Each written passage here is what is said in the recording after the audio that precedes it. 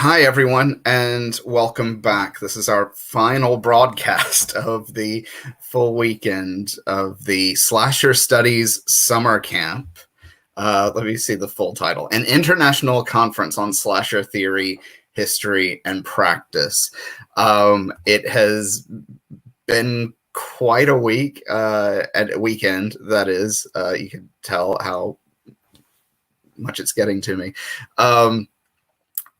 We've thoroughly enjoyed doing this, and it's been a labor of love for us, most certainly. So we're about to start with this final broadcast, which is sort of like three parts. We've got the final academic panel, which is panel 15. And then this will lead into a roundtable discussion on the idea and concept of slasher studies before Daniel will come back and join me, and we will wrap up and make some final comments and thank yous. Speaking of thank yous, as usual, we've worked really hard to keep this free. We didn't want to charge registration fees because we wanted anybody who wanted to attend. And you've all been such a wonderful and brilliant community of people, great conversations, respectful and engaging and wonderful. We really appreciate this. We've also had some keynotes and guest speakers who volunteered their time to come in and talk to us. And to say thank you to them, we've set up a PayPal money pool. And again, this is in lieu of registration fees. We didn't want to charge you for attending the conference, but if you can donate so that we can say a thank you to our keynotes and special guest speakers, do please donate there. The money pool will be open until the end of the month. So you have a little bit of time to donate there. But yes, please do say thanks in that way if you can. The links to that are both on our website at slasherstudies.weebly.com, as well as we've tweeted about it on our Twitter page, which is at slasherstudies. Just at Slasher Studies. There's no .com on Twitter handles. I learned that the hard way. I don't know what that means. I'm sorry. Besides that, please join in the conversation, and hopefully this conversation will keep going. Our Twitter handle at Slasher Studies. Talk to us, give us comments, feedback. You can also give feedback at our email addresses. We have an email address at slasherstudies@gmail.com. Also use the hashtag Slasher Studies. There's very lively conversation happening over on Twitter using that hashtag. There's also a Discord server, which the invitation to that is the pinned tweet on my Twitter page. That's at Wick85C. So please check there to join up in the Discord server. And I think that covers everything. Well, now I guess we'll get started with panel 15, towards a direction for slasher studies, methods and methodologies. This is going to be chaired by Daniel, as will the roundtable as well. I was going to say welcome, Daniel, but I don't have to. Welcome to your own conference, Daniel. Yes. Okay. Anyway, take it away. Thank you. Oh, gosh. Thank you, Wickham. Okay, so we have two speakers here with us today. Darren Gary Berkland and Tugce Kutlu. Darren is having some temperamental internet issues, so he was going to be our first speaker. However, we're going to give him 20 minutes to kind of fix things up. So instead, we are going to flip the script, given that Tugce is talking about time. as not being continual. I So was, it makes I sense was to do ready this. for this. I was ready for this. You knew this was going to happen, right? Yeah, of course I did. Okay, so Tugce, getting your name wrong already, Tugce Kutlu completed her undergraduate education in radio, television, and film. As a valedictorian at Ankara University, received another BA in International Relations from Anadolu University. She completed her MA in Film Studies at University College London under a scholarship, wrote her dissertation on grief in the 21st century horror films, supervised by Professor Suzanne Cord at UCL, and was awarded a distinction. She has finished her second MA on power relations in post-2000 Turkish cinema at Ankara University. And that is where she has recently started her PhD research. Her paper today is entitled Here and Now, Happy Death Day and Happy Death Day to You, in which I will hand over to you. Thank you, Daniel. Let me start by hopefully correctly doing this sharing thing. Let's see. Yep, it's sharing something, definitely. Okay.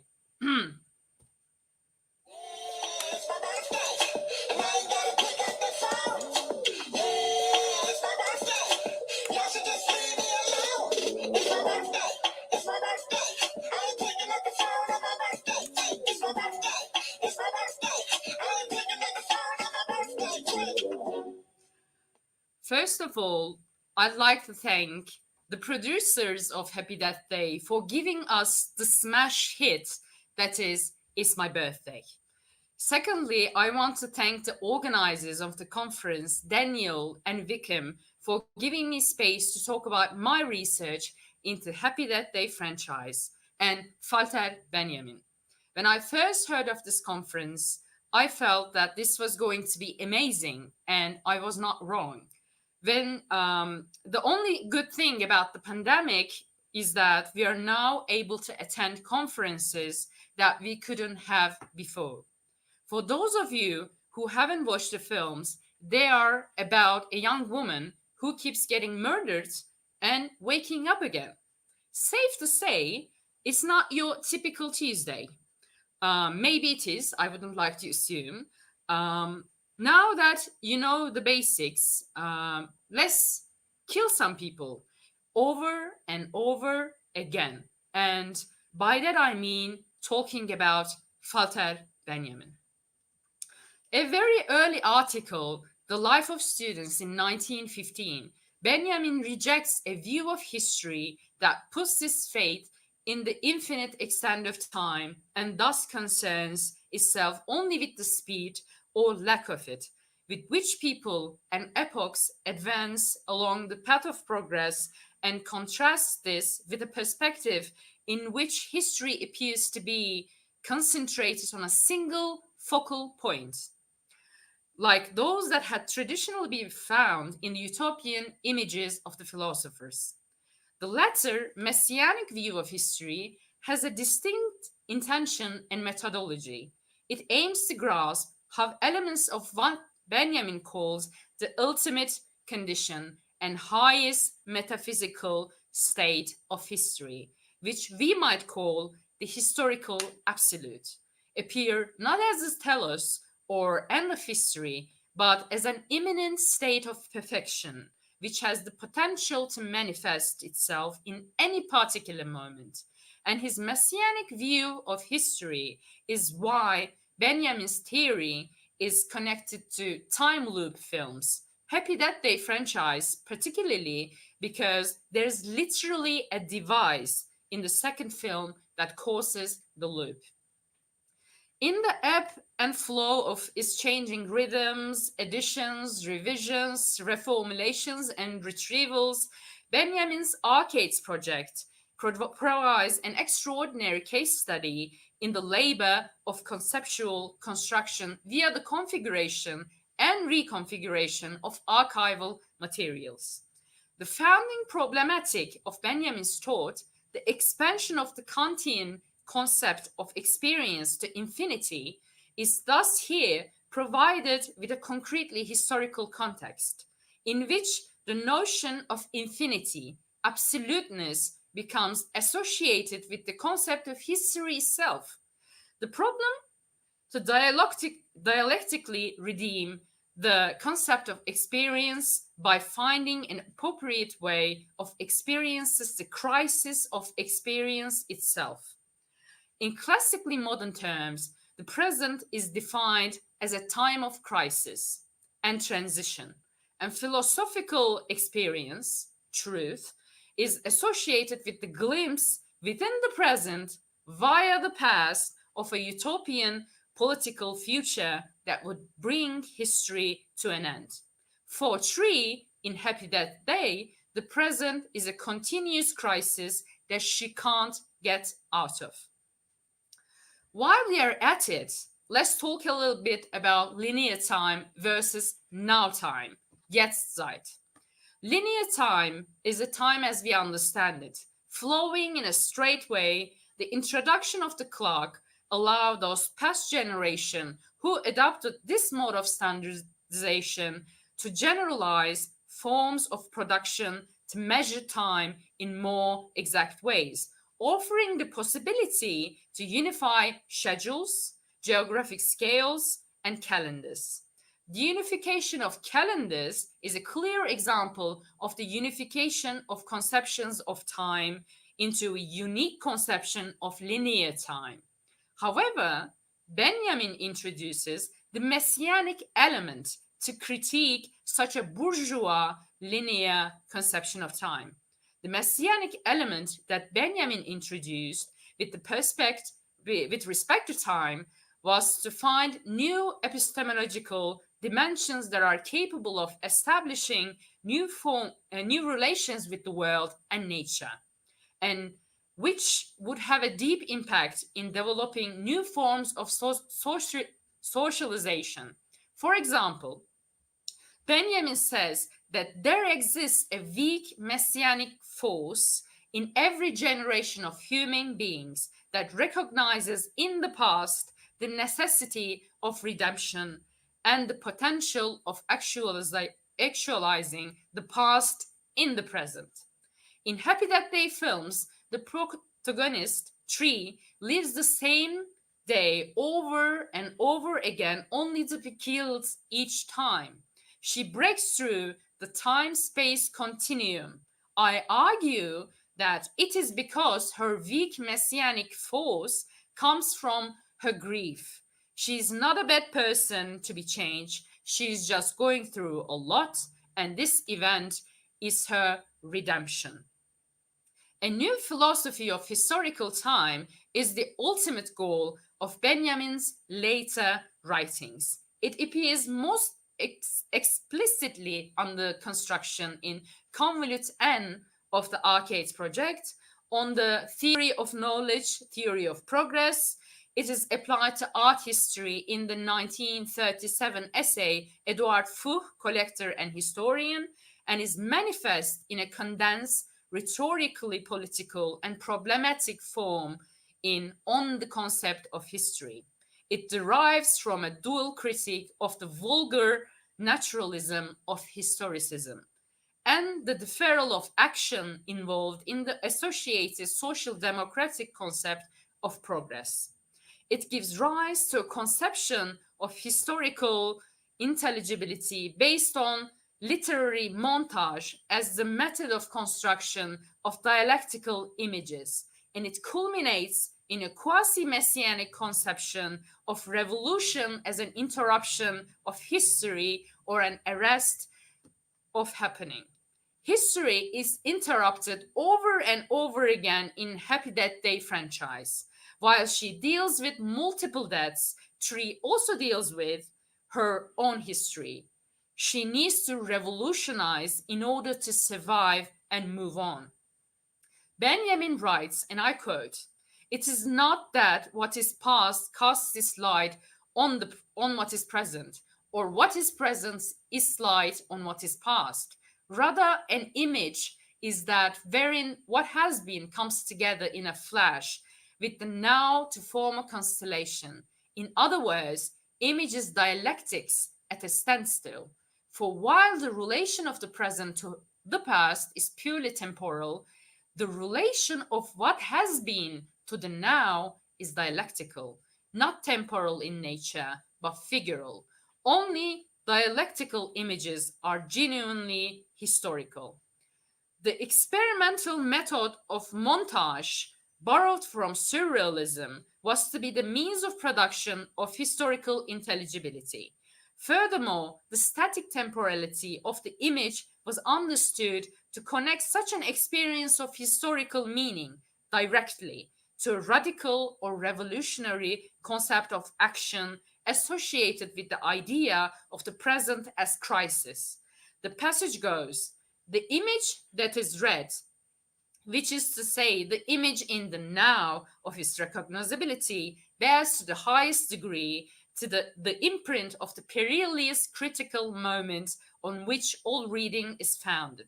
Such perilous critical moments are both imminent to the temporality of modernity at a structural level, the temporality of crisis, and in each particular case, contingent and conjuncturally specific.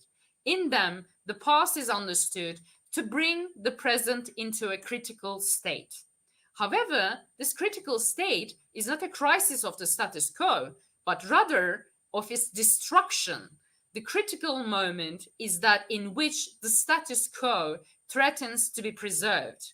Dialectical images counter the threat of preservation tradition by virtue of the interruptive force they are understood to impart to experience as a consequence of the instantaneous temporality of the now, or what Benjamin famously called now time, Jetztzeit. The dialectical image is an image that emerges suddenly in a flash. It is this image of the image as a flash and the corresponding image of historical experience as the discharge of an explosive force, the explosive force of now time, blasting open the continuum of history, for which Benjamin is probably best known. The philosophy of historical time, which these images sum up, was elaborated by him in two main contexts: the development of a new conception of cultural history and political diagnosis of the historical crisis of Europe at the outset of the Second World War. The destruction of the status quo is what Happy Death Day franchise also does. It destroys and rebuilds again and again. The explosive force of now time blasts open the continuum of history.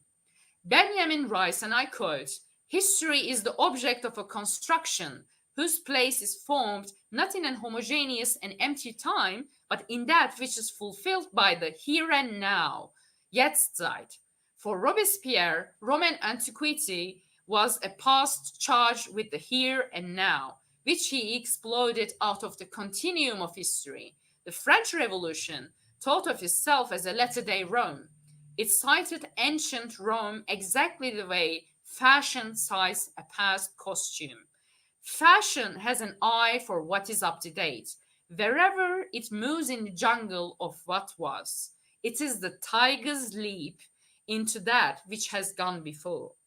Only it takes place in an arena in which the ruling classes are in control. The same leap into the open sky of history is a dialectical one, as Marx conceptualized the revolution. The consciousness of exploding the continuum of history is peculiar to the revolutionary classes in the moment of their action. The Great Revolution introduced a new calendar. The day on which the calendar started functioned as a historical time-lapse camera, and it is fundamentally the same day which, in the shape of holidays and memorials, always returns. The calendar does not therefore count time like clocks. They are monuments of a historical awareness, of which there has not seem to be the slightest trace for 100 years. Calendars have a big role in Happy Death Day and other time loop films, as they are there to make the audience and the characters aware of the circumstances. Walter Benjamin uses Jetztzeit in his thesis on the philosophy of history to describe a notion of time that is ripe with revolutionary possibility, time that has been detached from the continuum of history. It is naturally occurring, however, and takes the intervention of the artist or revolutionary to produce it by blasting it free. Benjamin contrasts Jetztzeit with the homogeneous, empty time of the ruling class, which is history written from the perspective of victors. The moment of messianic arrest is something intelligible in the complex of events that constitute now time, or Jetztzeit, something readable to the historian or the poet, as well the expressions of this moment and elaborations from it, as history or literature are themselves arrests, moments where the progress of time is interrupted in order that the messianic moment, the possibility of understanding or even deliverance from suffering, is presented. Now you might ask yourself, where the hell Happy Death Day fits into this? The time loop I defend is Jetztzeit, the now time. Because it is time at a standstill, poised, filled with energy, and ready to take what Benjamin called the tiger's leap into the future. Just like Tree, our main character, Benjamin was an outsider. Tree lost her mum, and that was her moment of truth. That was the trauma she could not face. Jetztzeit isn't naturally occurring, however, and takes the intervention of the artist or revolutionary to produce it by blasting it free from the ceaseless flow in which it would otherwise be trapped. And that's what we learn in the sequel. There was a reason for these time loops. The time loop or temporal loop is a plot device in fiction whereby characters re-experience a span of time which is repeated, sometimes more than once, with some hope of breaking out of the cycle of repetition. The term time loop is sometimes used to refer to a causal loop. However, causal loops are unchanging and self-originating, whereas time loops are constantly resetting. When a certain condition is met, such as the death of a character in our case, or a clock reaching a certain time, the loop starts again, possibly with one or more characters retaining the memories from the previous loop. And in our case, it's just Tree remembering the time loop.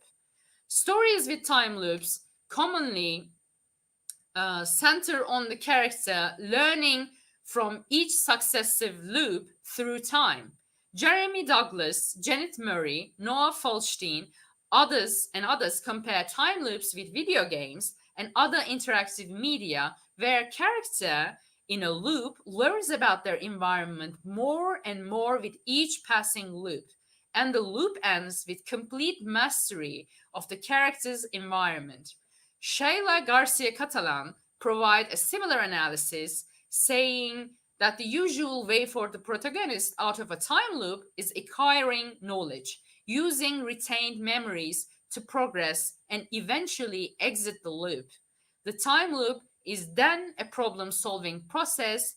The narrative becomes akin to an interactive puzzle. In Happy Death Day franchise, Tree is over and over getting murdered by some psychos. She learns, she adapts, and she's revolutionary for it. As a grief scholar, as well as a horror scholar, I can't help but talk a little bit about Tree's grief over her mum. She lives through all stages of Kübler-Ross and Kessler's 5 stages of grief: denial, anger, bargaining, depression, and acceptance. It takes all her strength and multiple deaths for her to face up to her trauma. She meets her dad and talks about her mum for the first time. This is vital because this is the exploding point of her history. She destroys the status quo, as Walter Benjamin would say. The work of memory collapses time, he retorts. In Tree's case, her memory about her mourning disintegrates time and blasts her free. In the sequel, it's her friends that are dying. She goes through grief again and again until she makes a decision to be the one who dies. Once again, grief is present in the weak messianic power of Tree. In the opening titles, the famous universal opening sequence stops and rewinds. Bear in mind, it is the world turning and stopping, just like the time and space where history takes place. The moment when the film begins over and over again is when she wakes up on her actual birthday. It is no coincidence, because this is a time she used to have good memories about. But now all is different, as her mom is not there anymore. She feels as homeless as Benjamin. Benjamin's constant intellectual outsiderness is a major element of this messianic moment. His lack of a systematic or coherent home within a system of ideas is both consciousness and potential for action. Further, Benjamin often expresses this homelessness in terms of shock. Her trauma, her shock, pushes Tree into action. The messianic moment, the loop, sets her free. On a final note, both of these films were directed by Christopher Landon, a queer filmmaker. I personally am very interested in queer filmmaking in horror. And as a person who also loved Freaky, I can't wait to write about queer horror filmmakers in the near future, and most definitely include Landon. Thank you for listening. I'm looking forward to the questions. I hope that this study opens up exciting discussions. Try not to get into a murderous Groundhog Day. Thank you so much. That was such a spectacular paper, one that perfectly gets us going. I think that Darren now has a... I believe that Darren now has a stable internet connection, or so we hope. Let's hope for the best. We'll find out the hard way, am I right? Okay, so Darren Gary Berkland is a PhD candidate and digital media lecturer at Coventry University, UK. Their research is conducted under Coventry University's Centre for Post-Digital Cultures and focuses on the conditioning of gestures through the possible arrangements and organizations provided by increasingly ubiquitous digital assemblages. Their recent publications include Selfie Screen Sphere, examining the selfie as a complex embodying gesture for Nexus, and gestural translations from within the post-digital, a Flusserian analysis of phonic gestures for the Flusser archives. His paper today, which I nearly did not read out, is called "You Mean I Have to Live the Rest of My Life in This Body?" I wish I could do it like Chucky, but I can't. Examining the slasher genre through the gestural performance of an audience. So, Darren, over to you. Thank you so much for that wonderful introduction. It's absolutely lovely to be here, especially at the end of this wonderful conference. I'm just going to do the awkward try and share my screen. So just give me a brief second here. If someone could just let me know if they could see the PowerPoint. It's all good. Okay, brilliant. All right, okay, to begin. Two participants were watching Adam Green's 2006 film Hatchet on the 25th of August, 2020. Locked down during the pandemic, the participants were watching the film at two separate locations, 7,000 miles apart. while discussing the film across the WhatsApp platform. In the final moments of the film, the characters of Mary Beth and Ben are about to escape the killer. They jump into a small canoe and push it out into the swamp. There are 5 minutes left in the film's brief runtime, but any fan of the genre knows what is about to happen. The film's killer Voorheeses himself out of the water, grabbing Mary Beth, throwing her into the swamp. She is drowning and panicking, indicated by fast and unfocused edits. But suddenly, respite. The arm of Ben reaches into the swamp and Mary Beth grabs it to be hoisted out. But there is no hope. This arm has been amputated by the killer, who has found themselves in the boat. Mary Beth and the killer scream at one another, and then the film cuts to credits. A variety of exclamations were shared across WhatsApp with mobile phones grasped and at their ready in hand. The surprise ending was referred to as wonderful by one of the participants. Participant 2 said, "It definitely requires 59 slasher movies before it." To which participant 1 wrote, "Yeah, a lot of references, but it got the deaths right." To which participant 2 responded, "Of course, and this is more or less why we watch." Hatchet and its sequels are films that could colloquially be referred to as love letters to the slasher genre, indicated in the casting of actors such as Elm Street's Robert Englund, Candyman's Tony Todd, and Kane Hodder, who played Jason in several of the Friday the 13th films. It is replete with set pieces and signifies indicative of this mode of film: gory deaths, at times exploitative nudity, and that defining key elements, that unseen presence of the stalker, the ensuing suspense which is caused by not knowing where the monster is or when the murderer will strike, as Wells reminds us. Slashers are undoubtedly genre films, and as Langford reminds us, genre remains a critical framework for contending with how films are produced and consumed, as well as their broader relations to culture and society. However, defining the properties, outlines, and dimensions of genre, as this conference has shown, is often a troubling and at times a poric task. So what this research I am presenting, the research in this paper, provides some preliminary investigations into how genre is assembled through the performance of an audience at the level of gesture. Gesture here, however, not defined as a symbolic movement of the body, but as a situated and performative act of perceptual embodiment. Gesture as disposition. In other words, genre is shown to be defined through the gesture of watching, and not exclusively how a film is categorized by salient and recognizable characteristics or structures and apparatuses of production.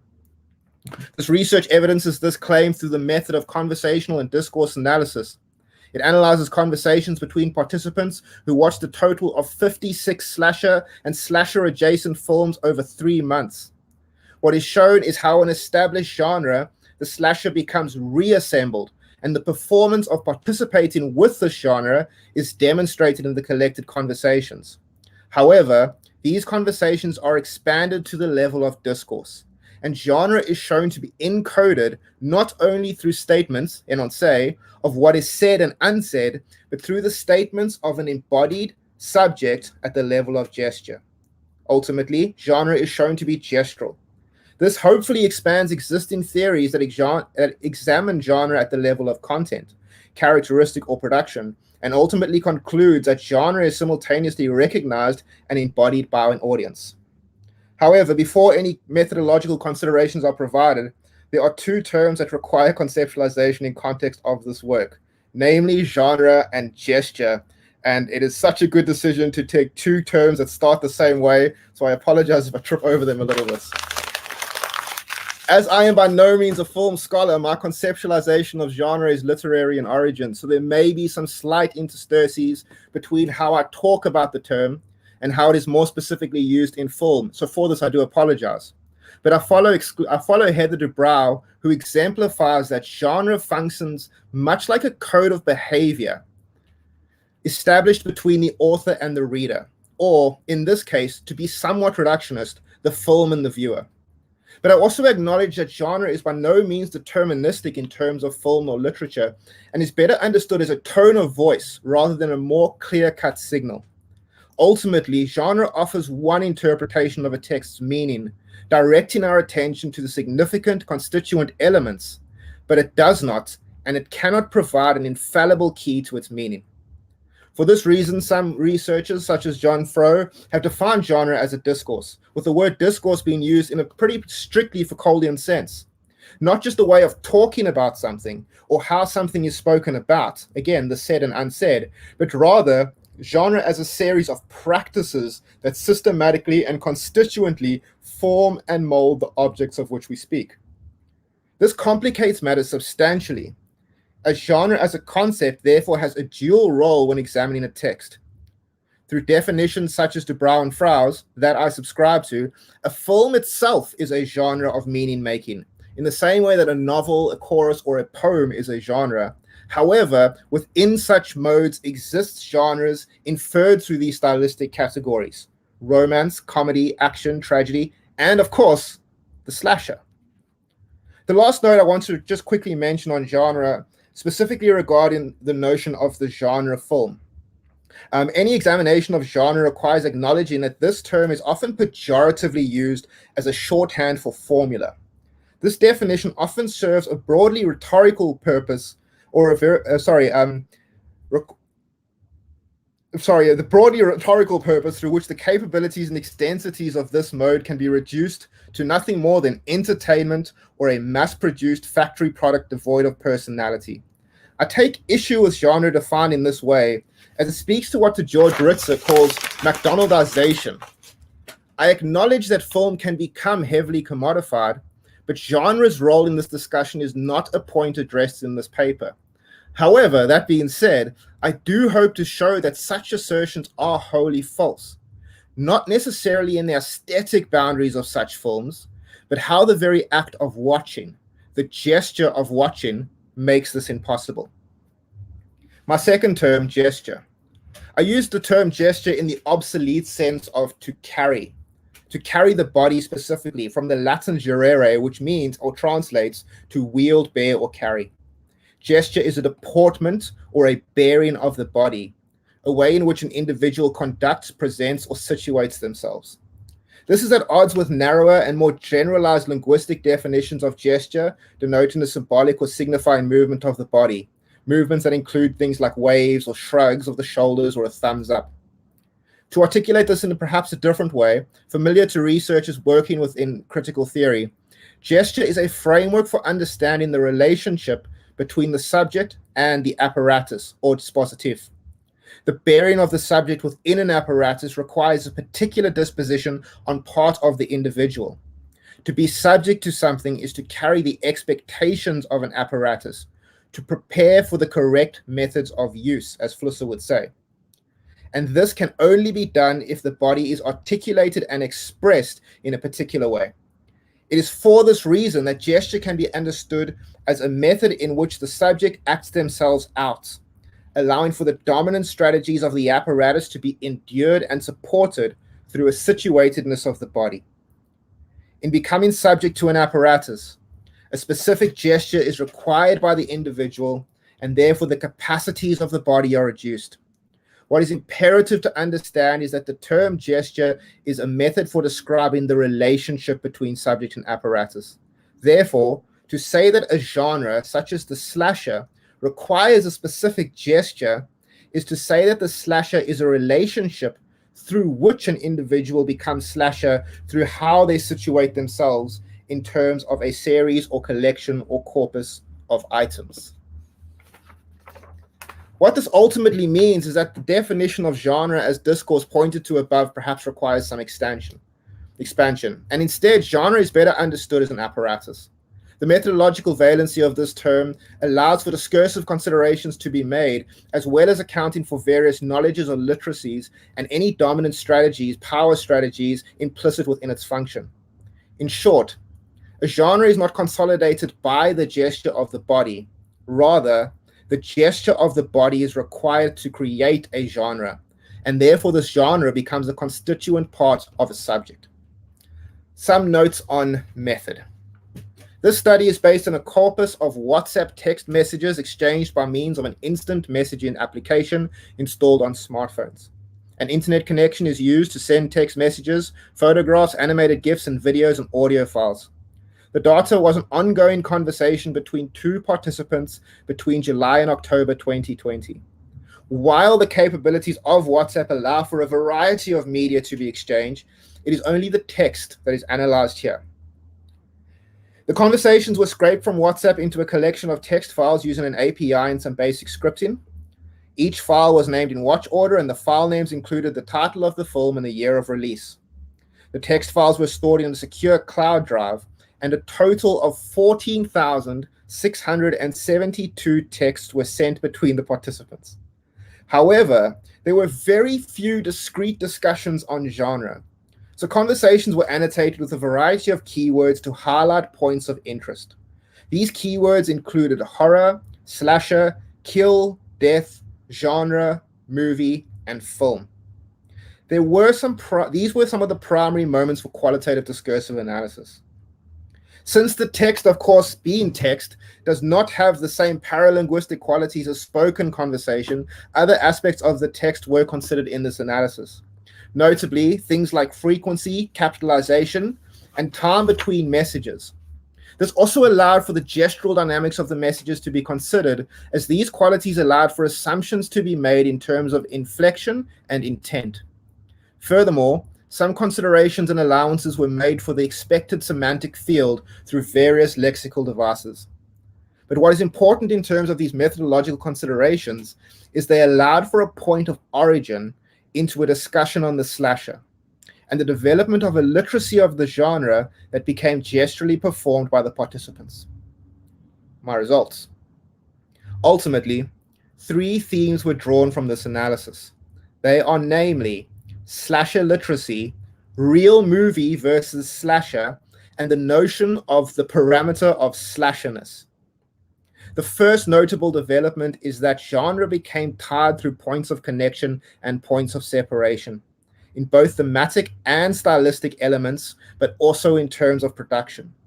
Clear markers of the genre became recognized, and oftentimes message just referred to them. What was of note is that there appeared to be multiple strata of literacy, and in this a particular vernacular was developed for talking about the genre, the slasher genre, but also specific franchises, Halloween, the Friday series, Child's Play, and so on. This illustrated that the slasher genre was not only determined in terms of specific signs, but also in terms of the parameters and intensity of those signs across the conversation. Analyzing the conversations, you get the sense that the earlier films in the corpus were watched as, quote, films, and the disposition changed, and the later films were interrogated as slashers. However, it is difficult to indicate the exact moment this happens, as it seems to unfold gradually throughout the viewings. But some evidence of this can be seen in discussions surrounding various characters. For instance, the early Child's Play viewing focused more on Andy and the justification for his actions as seen in the conversations on the slide. However, during later viewings of series such as Friday the 13th, there were less discussions on the motivations of specific characters, and rather discussions focused more on the salient, recognizable elements of the genre and the franchise. For example, murdered teens and copious amounts of defenestration. While this could be a result of quality or writing of production, this is difficult to gauge, but it should be noted that this is where the second theme began to emerge very early in the viewing. The notion of the real or proper film as a comparison point to the slasher. This occurred surprisingly early, and a distinction was drawn. For example, when 2013's Curse of Chucky was viewed, the participants referred to visual storytelling and cinematography.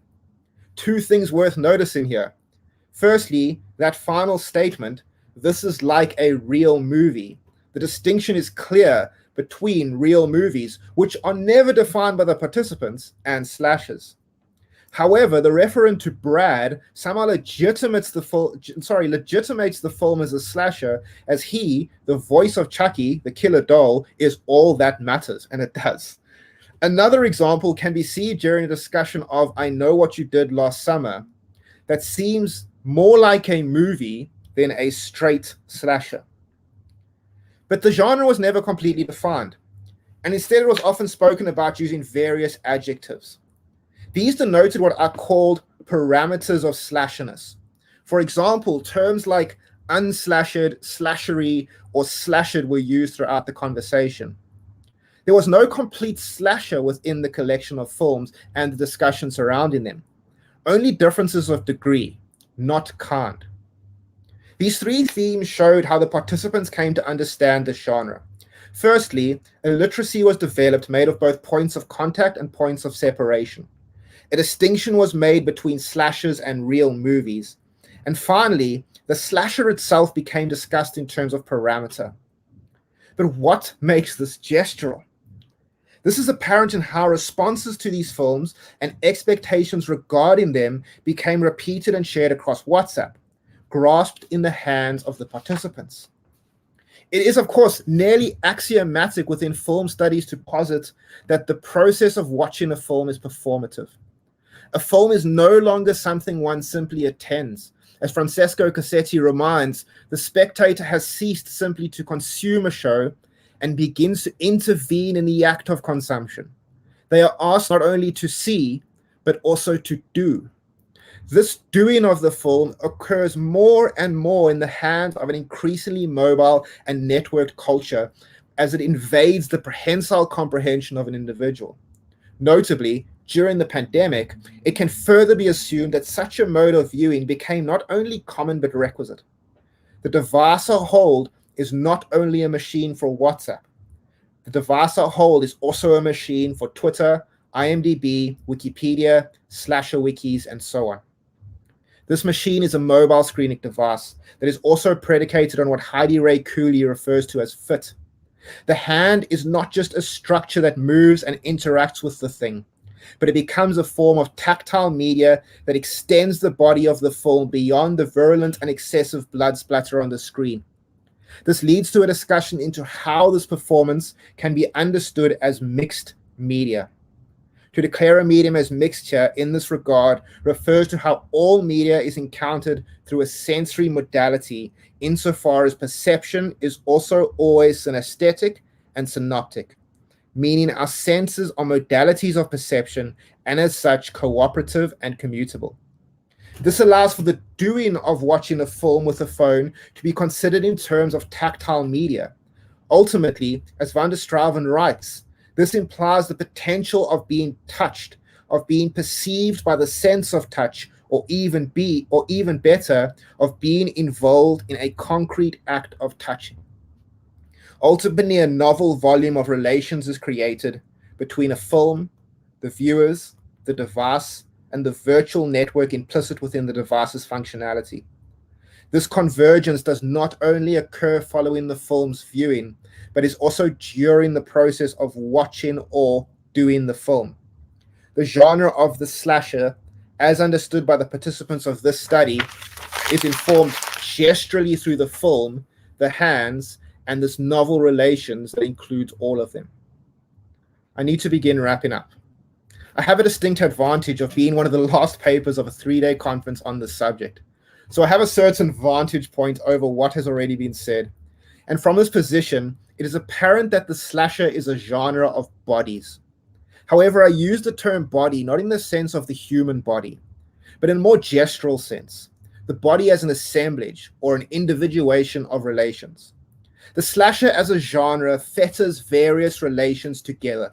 Bodies of race, bodies of gender, bodies of urban or rural or digital spaces, all presented and represented as film. How these bodies are tied as genre is expressed in another quote I borrow from Dubrow. Almost all poetic forms have predilections for certain prosodoic patterns, just as almost all human beings have some urge to aggression. But the extent to which such tendencies are realized and their role in the total pattern of the psyche is formed, of the form in question, varies tremendously. The slasher and its specific variation has become increasingly more apparent over the weekend, and simultaneously more discreet and tenuous. But it is almost beyond questioning to say that the discussion of genre is always a discussion from the position of a gesturing subject. Specifically in terms of my study, to conclude, while slasher literacy was certainly developed online by the participants, The other themes were not. The distinction between real films and slashers, or parameters of slashiness, were developed gesturally through this process of watching, discussing, and performing these films. Ultimately, the genre becomes an arranging of bodies tactically arranged by bodies, and the final definition of the slasher is never complete nor even an effective ontological category for these films. The slasher was nothing more than a means of doing films as an audience through their hands luckily not yet amputated and held off the side of the boat. Thank you.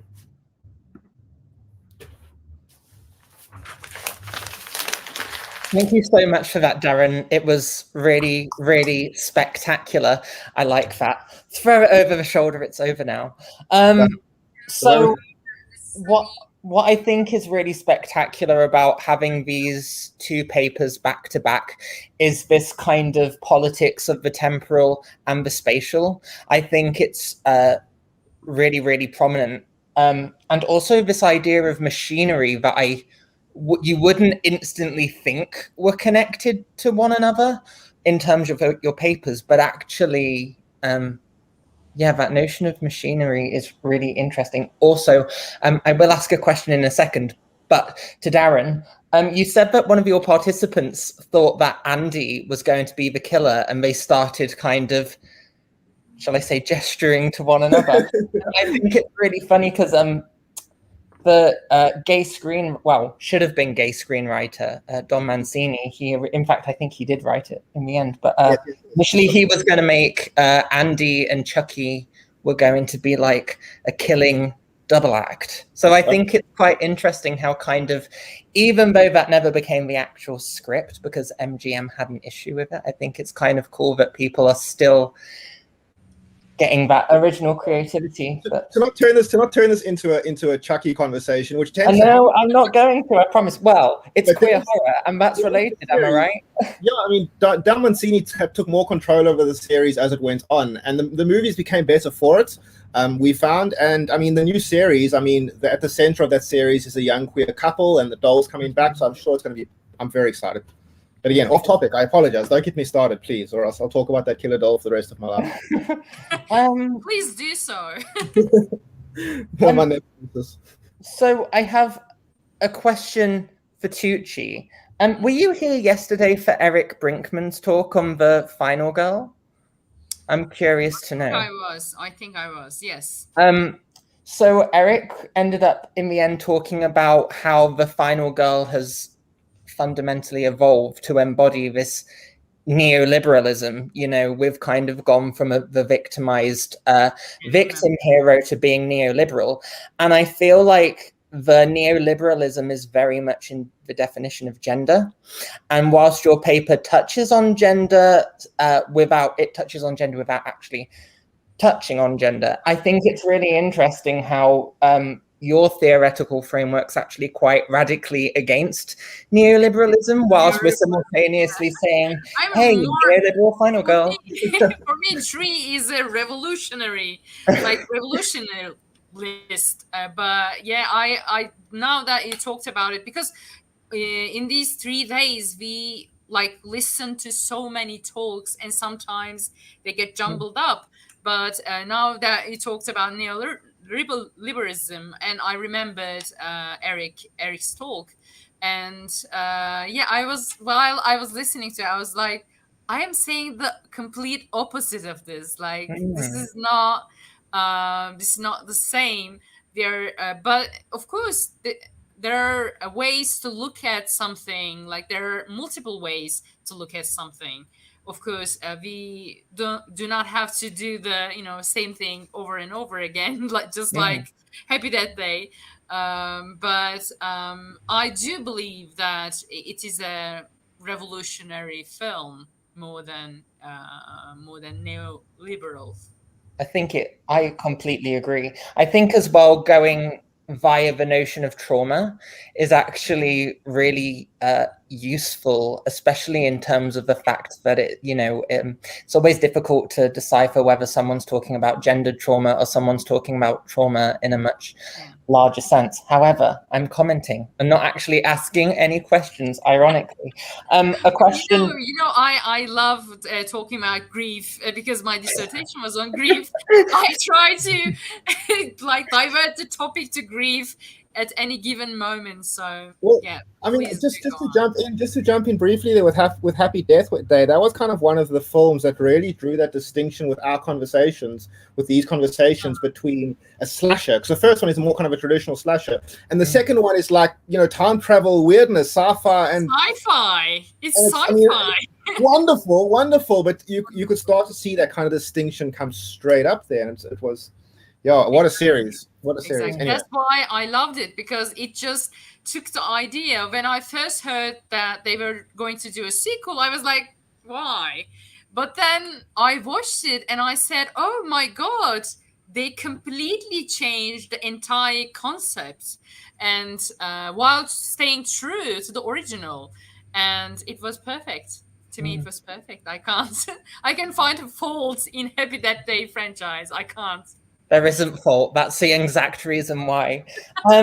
So we have a question in the comment section that I think is really interesting in relation to kind of historical horror studies theory. So we have a question for Darren that says, further into the watch list, did you find the participants cheering for the killers? I've noticed this happen with franchises as they go on. That's actually an interesting question. Thanks, Cam. But I think it depended on the series itself. In many ways, we found ourselves cheering for a franchise more than kind of a specific killer or a specific figure. So, for example, I mean, Halloween wasn't for us. Like, it was by the 27th movie in that series, it's just that's enough. I've had enough. But I think that, I mean, if there was a quality to the franchise itself, it kind of motivated us. And I mean, they were at the end of it. I mean, you're cheering for Chucky, and you're like, this character's a monster. Like, character is like it's the morally reprehensible thing, But I think that did. I mean, I'll have to go through the corpus again, and I think it would be interesting for me to look at it again and say, okay, when did we start cheering for Jason, and which film was it, and how does that relate to how we felt about the film? But I know there was a fantastic paper yesterday on Freddy Krueger, which was interestingly a series we wanted to love Nightmare. We really wanted to love Nightmare on Elm Street, and I think Nightmare 5 was probably one of the highlight viewing points of the whole series. But it's like, after a while, Freddy just kind of became annoying, And then all of a sudden, it's like, I've had enough, I don't want to cheer for Mickey Mouse, It's like, I've had enough of it. So, yeah. This kind of explicitly then comes into another question that we have, in which it's for Darren, but I'll then relate it directly to Tugce. So after talking about the killers, someone has asked, except I've just forgotten where it is. Here we go. Question for Darren. Did the participants demonstrate empathy towards characters or regard the characters as deserving of their grisly fate? That's actually a lovely question. And before I cut my my paper down for time, I actually had a paragraph on it. It became too much about a paper about empathy itself, but that distinction between a real movie and a slasher film is, once viewed as a real movie, then you want to develop that kind of classic cinema empathy with the character on. You situate yourselves in that character. But when it's a slasher, then it's like, I don't care. Like, let's see someone I want to see someone thrown out of a window and get hit by a bus and fly into a tree, and I want to see their head fly off. And then that's when kind of you realize that it's people as props type of problem, which again, massively problematic in the viewing. But also that's what made it so interesting for me, is how kind of gestural and responsive these things came. It wasn't like a considered thing and saying, I don't really care about Nancy anymore. Let's hope she gets decapitated. It says, oh, this one's the slasher Friday. Let's see how these characters get fucked up. So I think that's kind of that was kind of the distinction. So it became a genre thing in many ways. So yeah. I have to wrap up. Weird. Sorry to interrupt. No, it's fine. So weird, because Happy Death Day starts with Tree as an anti-hero. She's the girl you love to hate at college, and then you try to understand her. That then you start to understand her. You started to see her trauma and how she's not dealing with it healthily, and you're starting to empathize then. Absolutely. And you're feeling empathy toward the character in a slasher. And you're like, no, I don't want her to die. She's going through a lot. She needs to fix her shit. From that lovely paper yesterday, it becomes a kind of meta-modern slasher, you know. It's not just a postmodern kind of throwaway of the genre, but you know, it's like all of a sudden you start Happy Death, you're like, this character's a little annoying, you know. It's like, but then after a while, you're like, no, please be okay, you know. So... True. Ironically, Tugce answered my question without me even having to ask for questions. So, you know, temporal moments, synergy. I saw the future. Unfortunately, we have hit 9 o'clock. So we're going to have to wrap up. But again, we've just had 2 absolutely fantastic papers. Darren and Tugce, thank you so much. They were thoroughly enjoyable. Both Darren and Tugce are on Twitter, if you would care to find them, because I would put the Twitter in, but I'm chairing. I don't know. I will put my Twitter in the chat. Smart, thank you. I'll go figure out what I called myself when I was 16 and put it in the chat as well. And apologize profusely to everyone. Okay, thank you so much, you two. Thanks for being a lovely chair, Daniel. Speak soon. Thank you. Okay. So that was our final panel with chairs. I hope you thoroughly enjoyed it. This now leads us to definitions as opposed to directions, definitions of what slasher studies might actually be. So I've forgotten what the actual panel's called, which is why I'm diverting. Directions, definitions for slasher studies, genre, theory, discipline. Really messed that one up. And for this, I shall now bring in my 4 speakers with whom I will be in a roundtable discussion with. So we have Wickham Clayton, Dr. Steve Jones, Dr. Murray Leeder, and Professor Joan Hawkins. Thank you so much for coming. I would say it's late, but I think, again, this is like a crazy time zone panel. So it's late, it's early, it's kind of afternoon. So before we get into our discussion, I will introduce everybody one by one. So Dr. Wickham Clayton is a lecturer in film production at the University for the Creative Arts. He is also co-organizer of the Slasher Studies Summer Camp. Wickham's the author of See, Hear, Cut, Kill, Experiencing Friday the 13th, and co-editor of Screening Twilight, Critical Approaches to a Cinematic Phenomenon, as well as the forthcoming Don't Look Back, Our Nostalgia for Horror and Slasher Films. He's also editor of Style and Form in the Hollywood Slasher Film. We also have Professor Joan Hawkins. Joan Hawkins is a professor in cinema and media studies at Indiana University, Bloomington.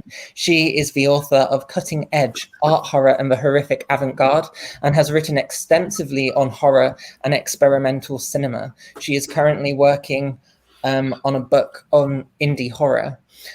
Dr. Steve Jones.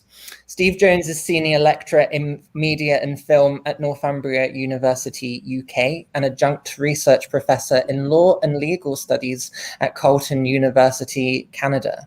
His research principally focuses on sex, violence, ethics, and selfhood within horror and pornography. Steve's the author of Torture Porn, Popular Horror After Saw, and his work has been published in Feminist Media Studies, New Review of Film and Television Studies, Sexualities, and Film Philosophy. He's also on the editorial board for Porn Studies, the journal. And then we finally have Dr. Murray Leeder. Murray Leeder is a research affiliate at the University of Manitoba's Institute for the Humanities.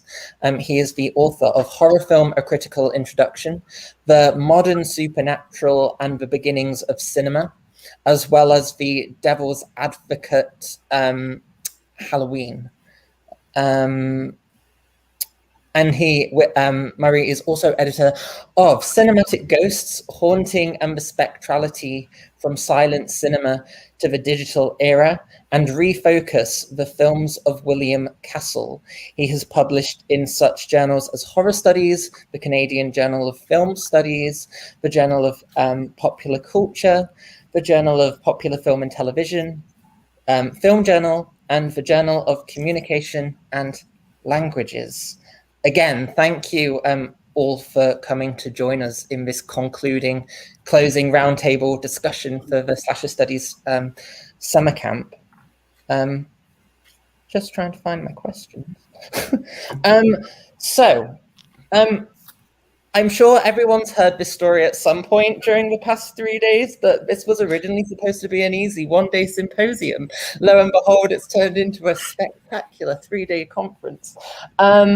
But really the reason as to why Wickham and I ended up turning this into a 3-day conference is, well, number one, we had a huge amount of abstracts, and we realized that these abstracts were so important that they really, couldn't, we were too emotionally connected to them. We couldn't get rid of them. Now, what's actually really interesting in this idea of emotional connection within abstracts and academia is the fact that what was so clear in all of these abstracts is that whilst people are engaging with slasher films as academics, there's also a certain element of autoethnography within it.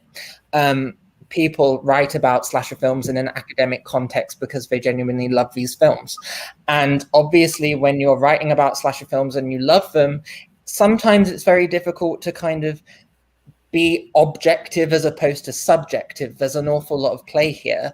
And so therefore, it's really something that we instantly need to consider, not just for the people on this roundtable, but kind of horror studies and slasher studies even more broadly, is this consciousness about the fact that, we're not just spectators, but indeed fans of these films. So by way of introduction, then, I've already introduced you with your bios, but each of you individually, could you each tell us briefly about your personal interest in the slasher subgenre, what your research and scholarship focuses on, and what you feel is the enduring relevance of slasher? Given that Wickham is my co-organizer, he will have an idea as well in terms of my mindset here. So I will start off with Wickham.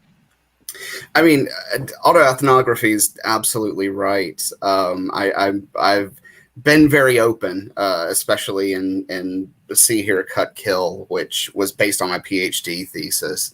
I open it with, deeply autoethnographical account about me coming to Friday the 13th, but the slasher in general, as a fan for my sins. And as a kid, I found horror terrifying. I couldn't watch it even though I was deeply immersed in the aesthetic, the rich imagery of. I remember sitting in my elementary school library with this book that was in there on Dracula for some reason, and just marveling over those old Vlad the Impaler woodcuts. Thought they were just phenomenal and beautiful, and I kept coming back to them even though I got very creeped out. I sort of got back into film in my late teenage years when I saw Clockwork Orange for the first time at age 17, and it made me think there's a way of actually engaging with films in an interesting way, that they're doing something that isn't kind of just pre-written. There's an idea, there's a development, there's a consciousness behind the creation of film. And then I kind of said, all right, I need to see everything the Stanley Kubrick guy's done. And then ended up watching The Shining. It scared the shit out of me, and it's one of my favorite films. But from there, I just created this deep fascination with horror. Really impacted me and affected me, and I wanted to see what the most sort of ground level seedy stuff that I was hearing about when I was a kid, again in elementary school, people telling me my age at 5 and 6 years old about Friday the 13th and Nightmare on Elm Street that they clearly hadn't seen, but they wanted to pretend that they'd seen because they thought it was cool. I was a kid in the 80s, so yeah. But that said, yeah, I fell in love with it, and it all goes back to that original connection to the aesthetic, to the feeling, the texture of the material, and that's partly my draw toward form in my research. But also, as I've read more and had conversations with people, my interest in form has also become, I think, more nuanced and interested in these other angles, and the sociological aspects and impacts of these films, which I don't feel entirely confident speaking authoritatively about, but that's kind of why you get my diatribe at the beginning of the conference. Have I talked long enough? I'm sorry. But, talk for as long as you like. We've got a while. Steve, would you like to go ahead next? We'll go across. Yeah, sure. I mean, I'm also a kid of the 80s, so for me, like, horror is slasher and vice versa, because I just grew up on that stuff. I mean, one of my earliest sort of memories of engaging with film and really thinking about film is going into a video shop back in the day. Being as high as the counter, I'm only 5 or something, but on the counter is that poster, the Graham Humphreys poster for Elm Street 2, and it's as big as me. And I was just fascinated by, who is Freddy? Why does he want to take revenge? Why is he burning a school bus? And right, for me, that was sort of one of those sort of seminal moments. So I was obsessed with horror from a very young age, and started watching from a very young age. And I suppose it wasn't until I was doing my undergraduate at Leicester. I did my background's in English literature studies originally, and just during downtime, when I was supposed to probably be reading Pride and Prejudice, which is the only book I didn't finish during my time at Leicester, I was cruising around in the library and found I think it was Verodeca's book, though I may be misremembering that, but finding the very small section that they had at the time in Leicester Library about horror, and thought, oh, you can actually do this, and you can get away with doing this, is what I thought at the time. Not in a kind of this research is bad, in a kind of I didn't realize you were allowed to do this, and then that kind of changed my life. From that point on, I changed direction. But I come to the slasher really from an interest when I started in horror studies of connecting sex and death, and then it sort of spiraled into my previous interests from that point. So that's me. I like the fact that we both had an abject fascination with that VHS cover art of Freddy's Revenge, because I remember going to car boots and yard sales and being like, oh my God, what is that image? And then I had another awakening after I watched it. That's a joke. Joan, I will pass over the mic to you now. Okay, so continuing the autoethnographic trend, I have kind of two roots. For one thing, I'm a child of the 60s, so when I became first interested in horror, it was Bava that drew me in, and it was the Gothic that I loved. And sort of academically, I came to horror very much through Gothic literature. It was a fascination with Dracula, and it became very clear to me when I was working on my doctorate in literature that the place where female sexuality was treated seriously and given some kind of voice, albeit a horrific one, was in horror literature, and so I became very interested in that. My large overarching academic project is taste politics, and so I come to and I'm a kind of classic case of that. So, I'm very influenced by Pierre Bourdieu and this notion that we're actually taught what we think is in good taste and what's in bad taste. And that we're taught through a very kind of precise methodology that's reflected in our schools, and that it has a class bias. And so that we're all educated into middle class, upper middle class taste culture, essentially, whatever else has been going on in our lives. And in my own personal life, I can see that very clearly, both my parents were working class. Neither of my parents graduated from high school. And I'm the first person, my brother was the first person in our family to graduate from high school. I'm the first person in my family to go to college. And so everything, in a way, everything about me is different from my family. I dress differently, I speak differently, I order different things when we go out for dinner, I drink different liquor, I mean, everything.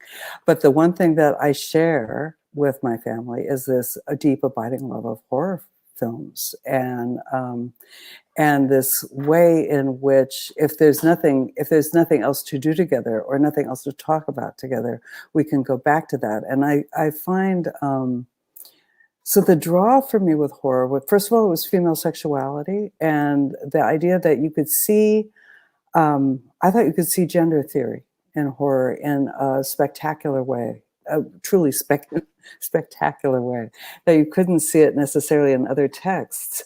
And it was while I was preparing for my PhD exams that I happened to go to a colloquium. The Women's Caucus of the graduate program that I was in had a program where we would invite women scholars to come in and talk about their work in progress. And a friend of mine who was a medievalist had invited a medieval scholar by the name of Carol J. Clover to come in and give a talk. And I wasn't going to go because I figured she's going to talk about Icelandic sagas. I've got an exam to study for. Why should I go? And my friend is saying, you have to go, you have to go. I'm afraid people won't come and this will be embarrassing. And yeah. And so, boy, am I glad I went, because that was when she was getting ready to write the article for Representations that became Her Body Himself. And so instead of talking about the sagas, which is what I was expecting her to talk about, she started talking about slasher films. And I was just riveted. And she ended up being my dissertation director.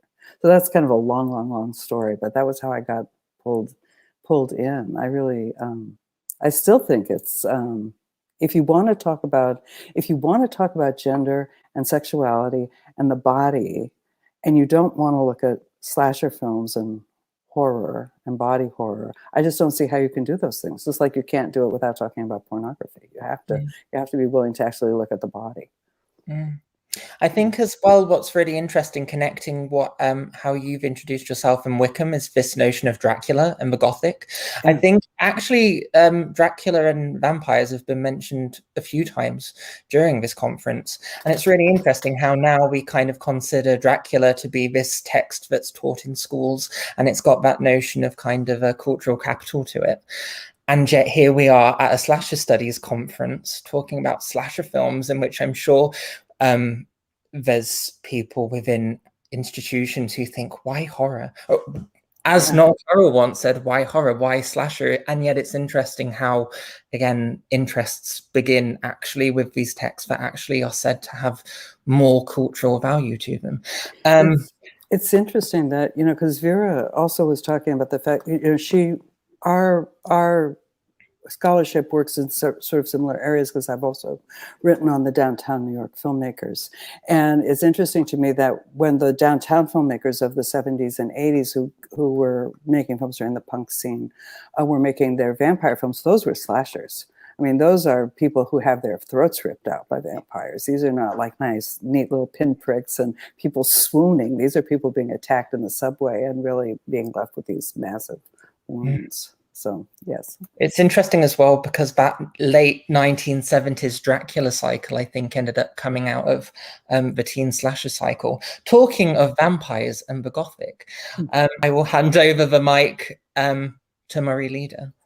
Yes, well, that actually is a good segue, because I would say that in my childhood, the first kind of horror that I became fascinated with was actually classical horror.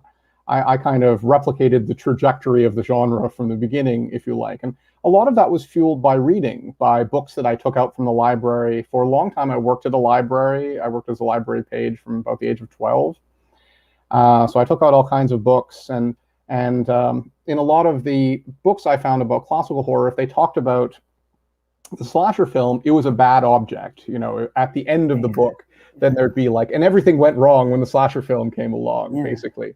And I think I internalized that discourse for a while and didn't really seek out the slasher film until my teens. And a lot of them were available on some cable channels that my parents subscribed to, so I taped them. And you know, I'll admit that, you know, the presence of nudity was a big part of the appeal as well. That I watched them with the same level of interest that I watch sex comedies and so on. And there's a certain nostalgia linked to that, I think, even though they were from the prior decade. But I like 80s slasher films because they seem so seedy and low budget, and they seem so unapologetic about it. Yeah. I can remember pretty specifically when I first encountered Halloween. I'm not sure how old I was, but I might have been 8 or 9, and I was in my dad's hometown, and some older children were outside of the one store in town, and there were some videos in the window, and they were like, "Oh, they have Halloween 5. Do they have Halloween 3 or something like that?" And it's like, I didn't even know what this was. It's like, okay, so there's numerous films called Halloween, and what are they about exactly? And I definitely latched on to Halloween very strongly. And it was sort of an entry point in a way, but I think for the longest time I did kind of want to isolate it from the slasher film, which was entirely a taste formation, to go back to the stuff that Joan was talking about, of course. But in undergrad, I did an English degree at the University of Calgary, and I wrote a paper about Halloween in a literary theory class on psychoanalysis, and I still remember that the professor, it was my favorite class, but I think the worst English class, the worst mark I ever got in English class. Oh no! And he said something to the effect of like, "You've made a persuasive case that this film lends itself well to psychoanalysis, but this still isn't a very strong reading." Well, I showed him. I eventually wrote the book on the topic. I'm sure he does not know this fact. But as I went through my undergrad, I did a film minor, and my mentor in undergrad, Malik Khoury, who now teaches in Egypt, was very encouraging of my wanting to write about horror films. And I read books like Clover's book and like Dika's book in the library. And I remember particularly kind of reading both of their accounts of Halloween and thinking, oh, it's so interesting that they interpret Laurie so differently. And I kind of came around to thinking, it's like, well, that's because their different theoretical frameworks allow these readings. They're both correct within the frameworks that they've set up. And that's an assignment that I've assigned several times to students, sort of comparing and contrasting these two takes. And then I wrote the book about Halloween for Devil's Advocates. And I don't know if John Atkinson is listening right now, but my account of that is that I wanted to write, suggested writing a book about the Legend of Hell House, or about another haunted house film, because that's what I was mostly studying. And he wanted something higher profile because it was earlier in the series. And eventually I came around to Halloween. Think about this paper, I wrote about it long before. And so that's how that came about. And I was able to get, thanks to some friends who found some information somewhere, I was able to interview John Carpenter, which was very nerve-wracking, but very rewarding. Since then, the slasher has reemerged in my writing whenever appropriate. I should stress that though I was a horror fan from early on, I never would have called myself a slasher fan exactly. It was never something I gave particular weight within being a horror fan. If anything, I was like more of a fan of classical horror, as I'd say. But I keep coming back to the slasher again and again in different forms, and it's very teachable for one thing. It's very helpful in that regard. I think I've screened Halloween more than any other film in my classes. Try to contain your surprise. It makes perfect sense though, because it's just such a perfect teaching object, right? Mm-hmm. So obviously we've been conferencing, I nearly said 3 weeks, we've been conferencing for 3 days. I didn't think I would take it, let alone we've been conferencing for 3 days. And as you've been telling us, you know, readings of slasher are always these subjective accounts in academia, using autoethnography. So whilst we set up the slasher studies summer camp, Wickham and I, we instantly thought to ourselves, you know, we'll call it slasher studies because like it's the study of slasher films.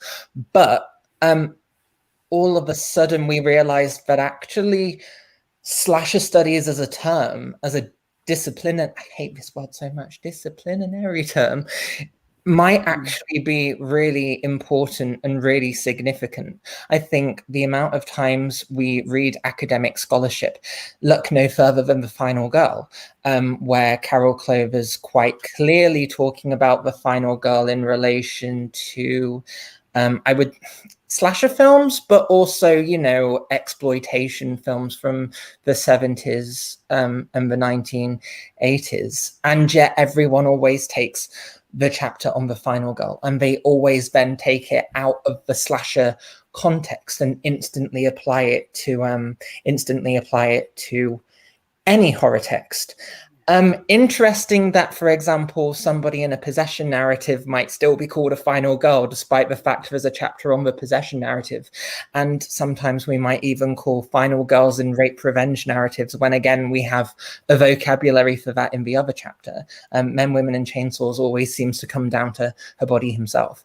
But this notion of code switching, this notion of that distinction between horror studies and slasher studies seems so completely significant, but also so... Oh no, you're frozen. Yeah, you are. I'm so really helpful that I would freeze then, right? Okay. So, sorry, let me just gather You were talking about code switching. Of course. So in a lot of scholarship on slasher that's especially been coming out in the past 3 years, I would say, people go out to say that their method is predicated on theory that explicitly relates to slasher. And yet, even though they're adamant that they're talking about slasher theory, or what Wickham and I think, would call slasher studies, you still end up seeing the killer as other, derived from, you know, The American Nightmare by Robin Wood, which isn't explicitly about slasher films, even though there's a section on the Texas Chainsaw Massacre. I'll actually read the question because I think it might be more coherent saying it, given that it's already written down. Yeah, what are your experiences working between horror and slasher and cult cinema as a whole? I think the notion of cult cinema is something really important to be considered here as well. Have you, as academics, noticed this code switching when academics and scholars are talking about these distinctions between slasher and horror? And with this code switching, do you think that horror and slasher are two separate things, or separate, or do you think something in between?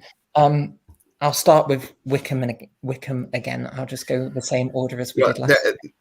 Okay. There's a comment that's actually come up in the chat that you know, sort of thanks thanks an MA advisor that was very helpful and encouraging in studying these sort of things. And to that end, this sounds like a divergence, but it's actually relevant. I'd love to thank my MA tutor and ultimately PhD supervisor, Stacey Abbott, who I knew I wanted to study horror sort of, you know, at some stage in my MA, and then later when looking at PhD ideas, Friday the 13th came up. And if anybody knows Stacey and her work, and yeah, it'd be difficult to not. She's brilliant, and her work's just amazing and everywhere. But she does a lot of work on vampires and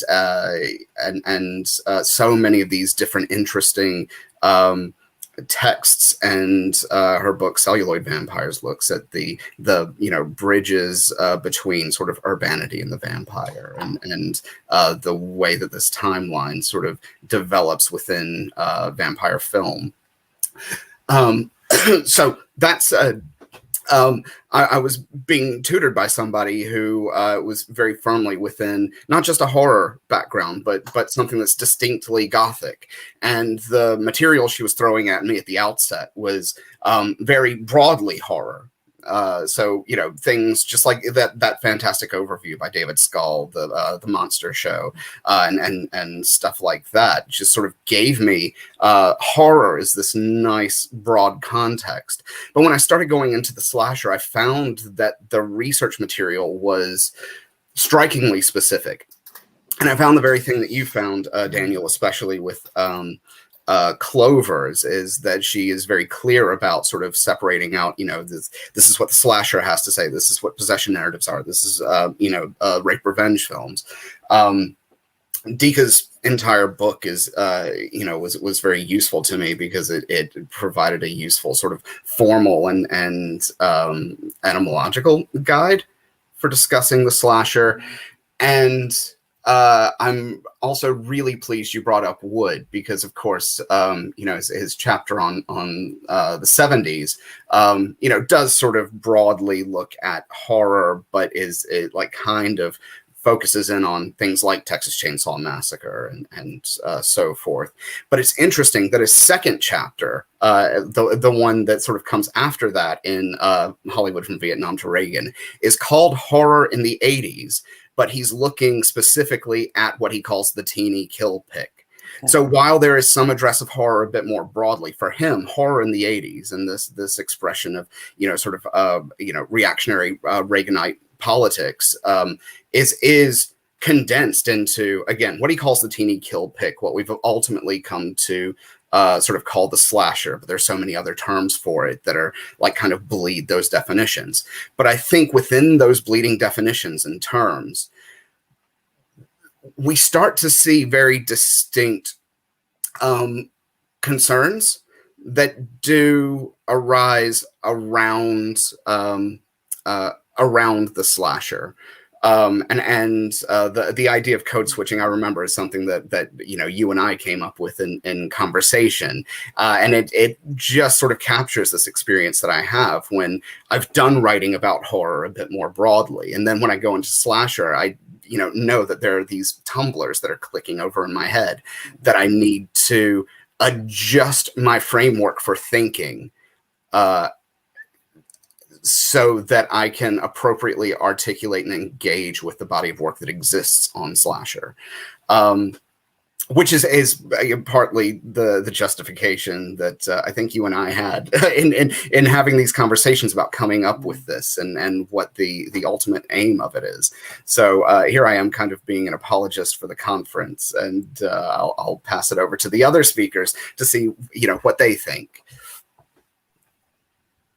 Steve, I'll pass the mic to you. Okay, I don't know how helpful I'm going to be here for a number of reasons, and these speak to my attitudes more generally towards the genre and potentially the field itself. But I think one thing that is, and I've already mentioned, is that because of my youth, the horror and the slasher are indivisible for me. Like it's just baked together in how I think about what horror is. So I don't experience that same code switching because I've always thought of slasher as belonging to horror. And I suppose even though actually slasher films draw on various genres, including comedy and sci-fi and sometimes even martial arts films, the other thing is that I don't necessarily draw on horror studies as a distinct discipline either. So I tend to look for ideas outside of film studies. So I'm not that committed to genre studies per se anyway. I suppose I've got an attitude that a subgenre's boundaries are also always loose, and any genre itself is loose and ill-defined. So, and actually we've seen that in some of the chat when during the various panels about, you know, does X count as a slasher film or not? Those concerns don't have any meaning for me really, because it's like, well, you define for yourself what this category is, but you've got to do so on the proviso that we're talking about an imperfect heuristic with the implicit understanding that the traits won't be replicated consistently across all films. So I don't know. I don't feel like because I'm a bit of a sort of cannibal when it comes to the ideas anyway. I don't really feel that kind of code switching. It comes quite naturally to me to jolt between things. But I understand what you mean about there's this type of film requires this type of apparatus, but then I suppose I have the ideas separate to the thing I'm applying it to, and then those constraints come naturally with the thing I'm applying it to. I think actually it's it is a really useful answer for many reasons. I think when we think about the study of slasher film or slasher studies, we always go to Barbara Creed, Carol Clover, Linda Williams, and what we're not acknowledging with that is that they're situated in feminist film theory, coming from a specifically revisionist feminist film theory of the 1980s, where it's no longer, you know, it's all about slasher as a fantasy genre. It's all about, you know, the man isn't necessarily with the masculine gaze, just as a woman isn't necessarily confined to a feminine gaze. And, you know, you have Roger Ebert and Gene Siskel talking about the women in danger film, where we have slashers, but we also have rape revenge, we have exploitation. And then obviously we have the Andrea Dworkin, Catherine McKinnon pornography backlash, where we're talking about slasher films as pornography, but again, it's being lumped with rape revenge films and exploitation films and the film snuff itself. So I think actually the very notion of slasher as a term is so recent. And really, if you think about it, you know, we have Richard Knoll now with Blood Money, which I think's really shifted the paradigm, so to speak.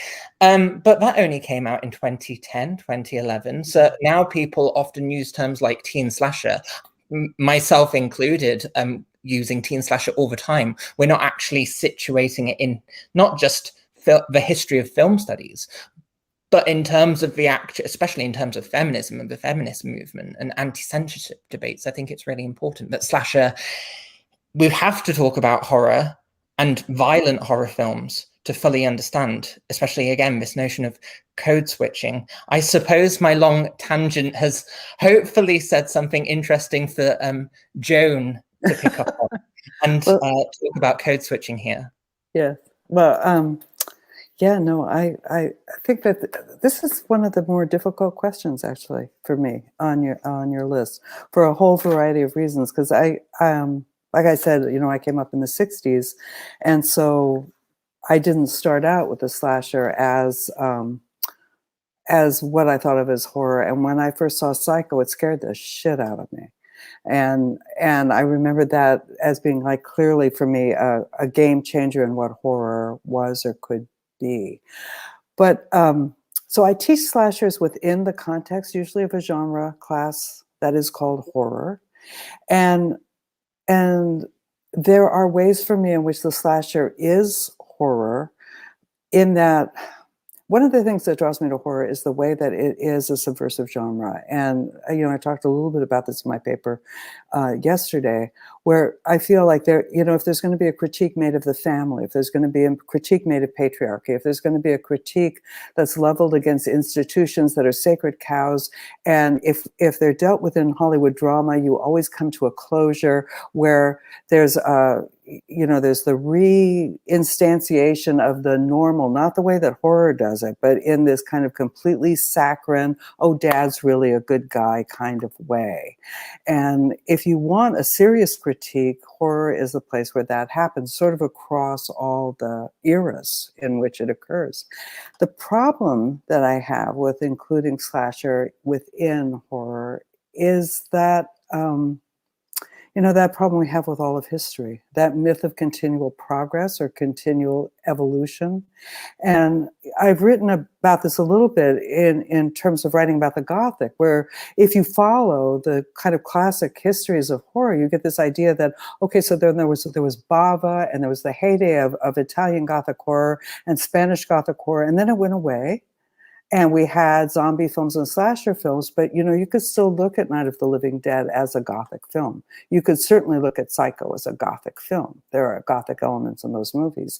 And for me, that also becomes part of the problem with, like, well, so I'm kind of getting tied up in my words here, but the idea of doing, having slasher just being part of a subgenre of horror means that you kind of continually have this, okay, so first there was the Gothic, then there was the zombie film, then there was the emergence of the psycho killer, then there was the slasher film, then we had torture porn, then we had the resurgence of the zombies. And the idea is always that there's some new hip trend that supplants and overturns the other. And I don't think that's the way horror works. I mean, I think we have all these things with us at all times.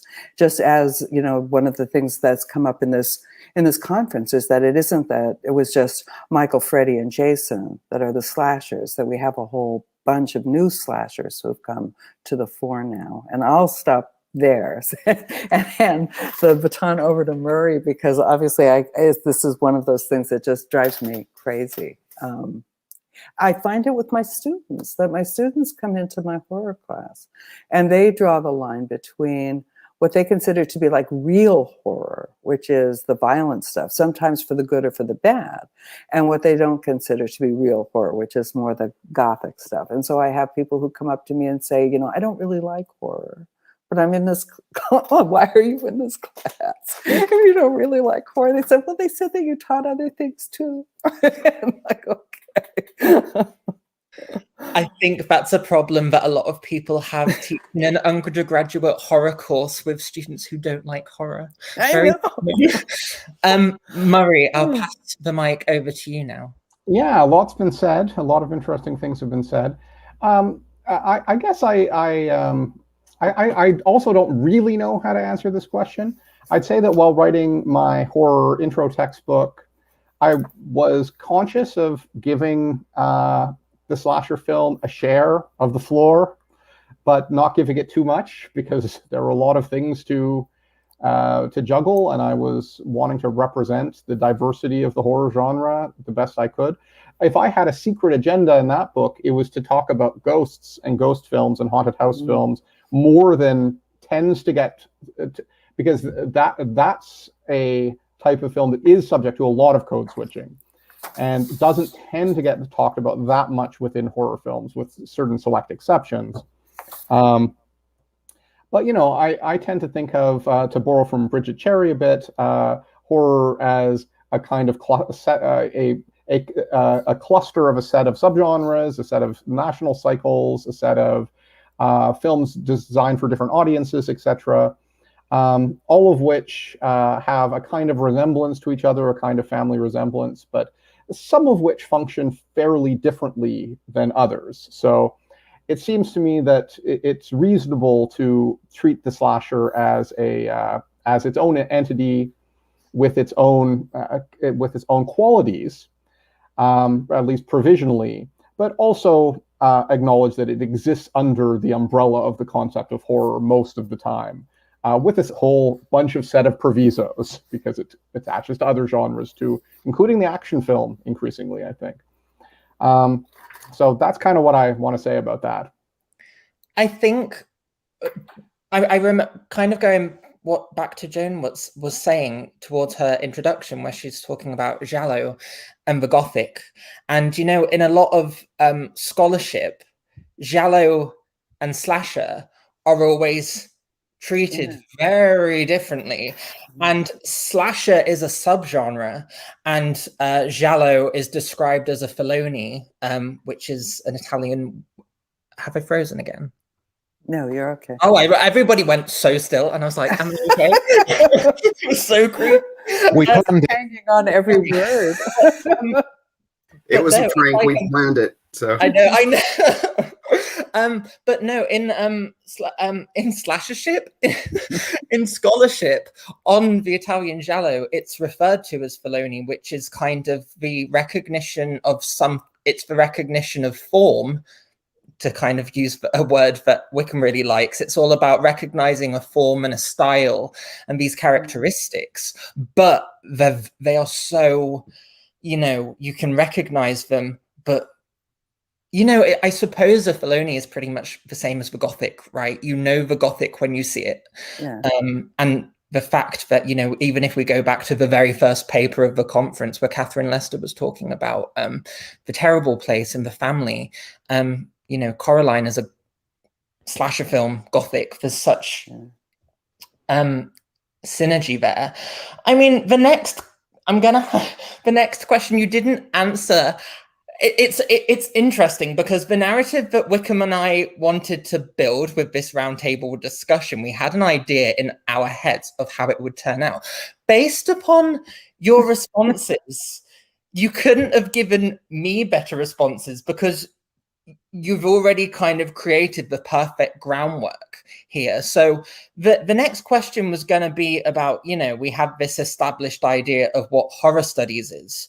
And horror studies is its own discipline in its own right. And if we do create something along the lines of slasher studies, it's separate from that.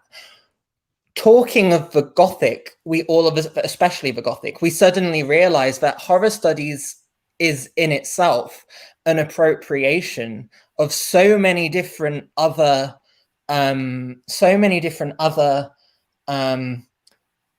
schools of thought, disciplines, etc., in which we refer to it as a discipline. But again, I'm sorry, I lost my train of thought, which is really useful when you're chairing a panel. But it's all about this notion of appropriation. I'm so sorry. Oh, this is so embarrassing, isn't it? Anyway, the notion of appropriation, the fact that horror studies is appropriated and doesn't necessarily exist because we're coming from different places. Henceforth, I think we're always contending with Carol Clover and Linda Williams, Barbara Creed, etc. I think the reason as to why we're still contending to this day is because they're talking about different things, but using a theme. And when we study slasher films, we're looking at them through that theme, but the theme isn't actually, shall I say, the meat and potatoes of what they're actually talking about. They're actually talking about completely different things, no matter where you turn. So I think Joan will like exactly where this question is going now and in fact, Murray as well, talking about this notion of cultural distinctions. The way that slash has been theorized is really interesting because we have the theory that's based upon, you know, cine psychoanalysis and fantasy, and it's very kind of deep. It's about subjectivity, the subconscious, gender, etc. There's other scholarship that's looking at it kind of from an industrial perspective, and it's like, you know, slasher films are cheap and easy to make, and therefore people make them because it's cheap, and it's a great way to kind of get into the filmmaking business. I think Vera Dika's keynote yesterday perfectly articulated that. But there never seems to be any talk about the overlap between prestige and this notion of slashers as cheap and easy to make. So what I would like to ask each of you with this is, do you think that we need to be talking about overlaps between slasher as something that, you know, in terms of cultural prestige, we can use it to think about psychoanalysis, for example? But do you think obviously simultaneously we can talk about it in terms of industry, cheap filmmaking, etc., exploitation aesthetics? But how would you articulate the separation and indeed how they would overlap? Wickham, I'll start with you again. I think I've sort of helped you draft this question, and it's one that's sort of like not really stumping me, but it is something that I find deeply interesting here. The fact that there are so many emerging concerns, because of course, you know, you go back to again, sort of Wood's work on you know, sort of the larger sociopolitical structures. Clover, you know, Dika, Williams, and Creed, you know, looking at gender, and as you said, you know, these themes being the meat and potatoes, and this you know, the industrial material that's, you know, emerged with you know, like Richard Knoll, as you mentioned, and I think this is sort of all leading me to thinking about how slasher, I think there are crossovers. I think there are ways that, you know, it does sort of bleed into the like perhaps surrounding distinctions. Somebody in the comment was talking about Venn diagrams, particularly around like the giallo. But I think there are ones where it crosses over into other areas of concern. But I also think it's perhaps slightly unfair to completely put it under an umbrella. of something like horror more broadly. And I to Joan's point about this kind of this idea that there's a firm historical timeline for how horror grows and develops is certainly a fallacious notion to be engaging with. Rather, it's something that's drawing on all of this stuff, but we can also ring fence it and learn a lot both about these themes, what these are doing as popular horror specifically. The fact that they were so popular, certainly for a 4-year period, and then keep having resurgences to the point where I would argue it hasn't completely died. It's just mutated. If you're going to your genre theory, Rick Altman and Steve Neal, it's a historical process. So what we understand is the slasher now looks very different from what it used to, but that's the nature of genre. If we ring fence it and look at it, we can learn a lot about these themes, about the industry, and about storytelling, because for me, it is cheap and easy. It's efficient storytelling. It is, sort of the quickest, simplest, and easiest way to tell a story that you can then capitalize upon. That's part of the industrial context there. But also, I think in terms of this sort of linear historical developments, the slasher doesn't necessarily I think it clearly helps break that idea apart. And I tend to see this is going to sound slightly disgusting, but the slasher is a growth on the body of horror that we can just, the doctor needs to examine. We've got to look at this and see what it's doing to the rest of everything. And it's careful, Wickham, because the taste police would say it's a cancer that has to be. Yes, yeah. I was choosing my words very carefully. So I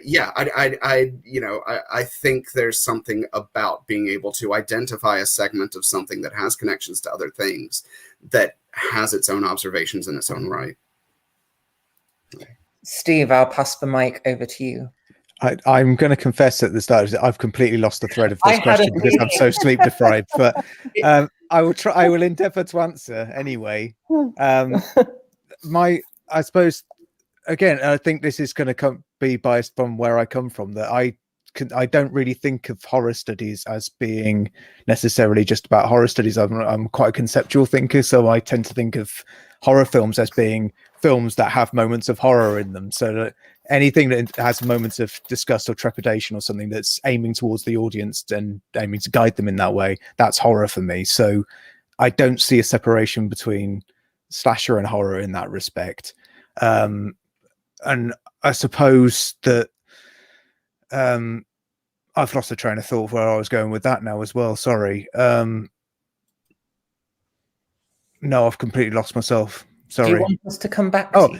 Prestige, that's what I was going to say about. So I suppose the other thing is that the way that I think about approaching anything is that just because something doesn't have prestige, it doesn't mean it doesn't have significant meaning. And sometimes it can be just the case that all I'm trying to do is articulate something that I can see in a text that I don't, whether it was intended or not doesn't really matter. It's just that I don't think the text is or the people watching the text might necessarily articulate it in the same way I would, but I think it's there and it just needs to be brought out and demonstrated. So I think I'm quite used to taking high theory and applying it to something like pornography or whatever I'm looking at, even though that's considered trash, to say, well, actually, it doesn't really matter that this is trash because it's still got things to say because it's made by humans and all humans have things to say. So I suppose that's my attitudes of biasing where I'm coming from is what I'm getting at.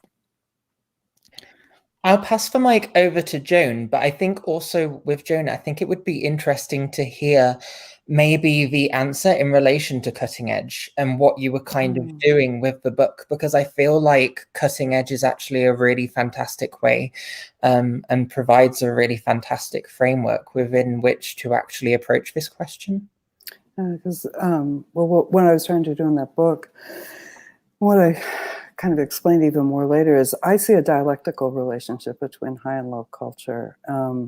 And I mean that really in the old Eisensteinian sense, that there's high art and there's low culture, and they just smash into each other. It's not just that there's a Venn diagram where there are areas of overlap. There are kind of new cultural forms that emerge as a result of high and low culture kind of banging into each other. And it happens over and over and over and over again.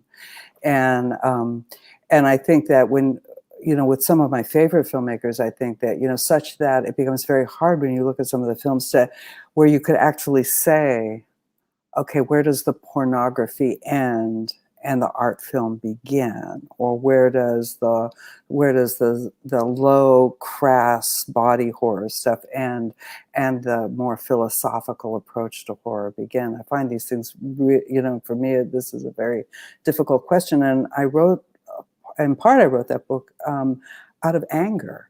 I had gone to a conference that was the celebration of the 100 years of cinema. And this will actually kind of bring us back to another aspect of your question. I'd gone to a conference that was supposed to be a celebration of the 100 years of cinema. I was sitting with some friends of mine, and I watched person after person after person after person get up at this conference and talk about degraded cultural products. And that was the term that was being used at this conference, degraded cultural products. And that these were, she wanted to make clear that, you know, like certain, it was not just this one woman, but a whole range of speakers were saying, like, these are European art films. These are not degraded cultural products. And by the time I got up to give my paper, I was just, I mean, I could just rip it up and toss it up in the air because I was fuming. And I said, you people do not know where European art films were shown in the 1950s. And where they were shown in the 1950s, when we had the Hays Code, they were shown in bump and grind houses down on Times Square. That's where they were shown. And you would see Godard one week, and you would see, you know, JD Bikers Go to Hell the next week. And that is where these films played. So don't talk to me about your degraded cultural products. And that's sort of how Cutting Edge was born.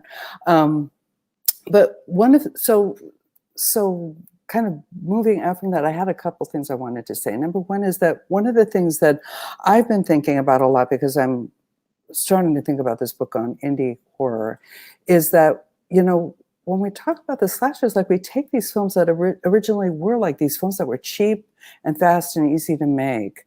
And now, because there has been this kind of academic discourse that has grown up around them, they have become, in this weird way, they've become canonized. And they've been given, you know, 3K and 4K treatments. They've been remastered. They've been made to look beautiful. So films that initially were kind of pretty raw looking have been, the trash aesthetics have been kind of, you know, kind of taken out of them because we've improved them so much, or I've lost the word. We've remastered them. We've remastered them into looking good, which they didn't do at the beginning. And one of the things that's been bothering me for a while, actually, in horror studies, is the way in which we kind of continually keep going back to films that are getting mainstream distribution. And we haven't really been talking about, there is this whole kind of group of films that they only play at festivals, if at all, or they go direct to video. When they're at festivals, people are selling them out of the, you know, backs of their car on little CDs that they've done, or they give you like the link with the passcode that you can get. And these are very raw, very brutal films. I mean, truly. And there are films like, there's like one film's called Headless, which is about, there's a person who doesn't have a head, and many appalling things are done in and with that head. And there was a sequel called Found, which was the same kind of principle, where this young man finds that his brother is a serial killer. And these were these are films that are very popular on a certain kind of Z market that we aren't talking about in academic circles. And so that's point one, is I guess I think we should. And partly because I'm so indebted to being angry over rigid taste distinctions. The other thing I wanted to say, though, that occurred to me when we were talking is, like, we have a horror studies SIG in Society for Cinema and Media Studies. There's a scholarly interest group called Horror Studies. We call it Adult Film History in Society for Cinema and Media Studies, which is our porn studies SIG. But as opposed to, like, the Gothic Studies has the Gothic Studies Association, and they have their own conference. It's an international conference, and it covers all aspects of the Gothic. It's literature, it's art, kind of graphic art, it's film, it's everything. And everybody feels very deeply kind of bound together through certain understandings of the Gothic in whichever genre or medium they work. But the idea is that there is some sort of overarching notion of the Gothic. It occurs to me we don't really have that. We don't have a horror studies association that meets. I mean, I was very excited that there was going to be a slasher studies conference, because it's the one time that we kind of got our own, like, we got our own thing, because we don't usually get our own thing. And so there's that understanding as well. Like, if we're talking about horror studies is still like a bastard child of cinema studies writ large, so that we're just a genre. I guess, like, film noir too, because they don't have their own association or their own conference either. And the last thing I wanted to talk about was a little bit was psychoanalysis, which is, on the one hand, I think we have to pay a lot of attention to exhibition and distribution, because there just are a lot of titles and a lot of artifacts that we aren't even bringing our critical lens to bear on, because they don't make it to mainstream distribution. Psychoanalysis, it's one of those weird things. I mean, for all the flaws of psychoanalysis and all the flaws of heavy-duty psychoanalytic theory, I still believe in it. And the reason I believe in it is because if everything happened on the conscious level or the economic or industrial level, we would be living in Valhalla by now. We would have gotten rid of sexism. We would have gotten rid of racism. We would have gotten rid of all of these isms that aren't even economically helpful to us.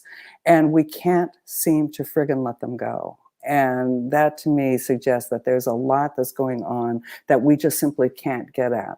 I live in a country that is one of the wealthiest countries in the world. We have a surplus of vaccines, and we have a group of people, like over 40% of the population, say they will not get a vaccine. And it doesn't matter what anybody says is not going to convince them logically to go get a vaccine. And something else is going on there that has nothing to do with Dr. Fauci finding the right way of explaining yet again how a friggin' virus works. So I'm sorry, I went all over the map. Oh, it's fine. I'm happy that someone has defended psychoanalysis, because I so truly and deeply feel that. I feel like, in itself, the notion of subjectivity, and ironically the notion of, repetition compulsion. Yes. I think repetition compulsion is so relevant to pretty much everything that we do, especially as academics in this particular field. We are defined by repetition compulsion. And I will tell you, anybody who hasn't yet had a child, when you have a child, you find how repetition compulsion works. That child finds a movie that they like or a book that they like. You will see that movie 15 times a day for 3 months, and you better like that movie too, because it's yes. So Murray, I'll pass the microphone over to you, and as an audio cue, I will tell you cultural distinctions and slasher, in case you'd forgotten. I'm not, each time I have to go after Joan, I feel like I'm having to play after James Brown finishes or something like that. So I'll keep this brief. I have a couple of recovered memories that may not be entirely accurate, but I think bring to bear on this a little bit. One was that in the first time the American Film Institute did one of those long congratulatory 100 years, 100 movies things. Yeah. I remember that there's a bit towards the end when they're just about to announce Citizen Kane, or maybe a little before, when they have a montage of like celebrities rattling off films, you know, that they like but which aren't on the list. Something like that. And I'm sure this is somewhere to check. My recollection is they briefly show Samuel L. Jackson saying, "I still like slasher films," and it's like 2 seconds, and then they move on. Yes. And I was thinking, of course, there are no slasher films on the list unless you count Psycho, which clearly isn't being framed as a slasher film within this project, right? I remember thinking that interesting because it's like clearly this is like a impish moment, right? Acknowledging tastes which run counter to the project of the film industry celebrating its own middlebrow greatness, basically. Yes. So why this little moment of little moment of transgression in there, and why is the slasher film the object of that transgression? But I was thinking that this was in the late 90s, so by that point, I think this canonization, or at least recuperation of the slasher film, had proceeded to the extent that at least the slasher film could be named. I feel like if he had said, "I still like porn films," they just wouldn't have included that, right? And there's lots of reasons for that process. And I don't think that slasher films are all that far down the respectability list anymore. Part of it is just time, like that quote in Chinatown about how everything becomes respectable if it lasts long enough. Academic credibility is certainly part of that. And also the idea that like other less respectable things, notably torture porn, come along and just inevitably bump it up the cultural register as a consequence of there being something lower. I don't know, Steve, if you would disagree with that assessment. And that sounds right. Yeah. The other thing, one time I was outside of a mall in Calgary, and a guy, these 2 kids with video cameras were like, "Hey, you want to be in our movie?" And I was like, "Sure." And so they gave me a fake cell phone, and then a guy in a Scream mask runs over and steals it from me. And so somewhere I'm in some teenager's movie. But that's a thing that I think could be investigated, like the slasher film in amateur filmmaking. Because I think it probably appeals to amateur filmmakers for the same reason it appeals to independent filmmakers, that it can be done on a shoestring in everyday locations, etc. And nobody has to be pretty. So I don't know. Maybe I should talk to Charles Tepperman, my former colleague from the University of Calgary, who's done all this great work on amateur cinema. But I know there is a body to be found of amateur horror films, and probably a lot of them are slasher films. So I'll toss it back to you, Daniel. I had a similar experience as you had, actually. Really? I was coming out of a bar one night, and some people who were making a film asked if I would just stand over by this alley and be in their movie. And I ended up being one of the introductory ladies of the night in this horror film, as this guy is dragging another victim down the alley. Wow, amazing. Yes, I know. I'm sorry, I want to say very briefly, Joan, I would really love for everyone to normalize the idea of rage publishing. I think it's something we all need to engage in more. Yeah. One thing I am conscious of is time. I'm just wondering, are you happy for us to extend this session by 10 minutes so we can finish at past? Okay. So I suppose from the conversation that we've been having, the critical thing really seems to be the fact that we don't actually like the word slasher, and actually slasher in itself, is it horror, is it gothic, is it giallo, what is it? So I suppose this interpret this next question how you like, because I think you will all interpret it in actually really interesting ways. So the question itself is, in historical and contemporary terms, what do you see as the defining theoretical and thematic concerns of current research and writing on slasher? And what do you think are the most urgent and pressing issues moving forward? I know that I had created like a formulaic kind of let's pass the baton along, but I think with Joan mentioning psychoanalysis, I feel like it could actually be a really interesting kind of point of beginning, and then to move. I mean, we're talking about moving the discussion forward and what is the pressing matter of research now. And I think it would be interesting to hear about psychoanalysis itself, predicated on what you've just said previously in kind of defense of it as a methodology. Did you want me to start? Yeah, if that's okay. Yeah. So I think as there's this problem with looking at the history of horror as one of kind of constant overturn and kind of, again, like this myth of eternal progress, I feel like this idea that somehow we've moved past psychoanalysis and we've moved past Marxism needs to be reevaluated. So I think both of those isms could be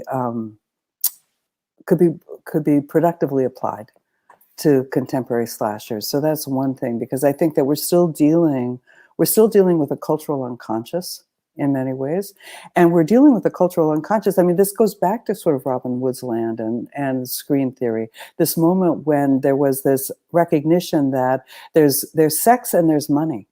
And really, there's not much else you can say about culture until you kind of deal with those things. As long as there are these inequalities, we're always going to be dealing with sex and money, with race being a sort of subset of both of those things. We're freaked out. Why are we freaked out about race? Because of sex, who controls our women, and because of money, who we need slavery in order to create the country again, the country that I was raised in.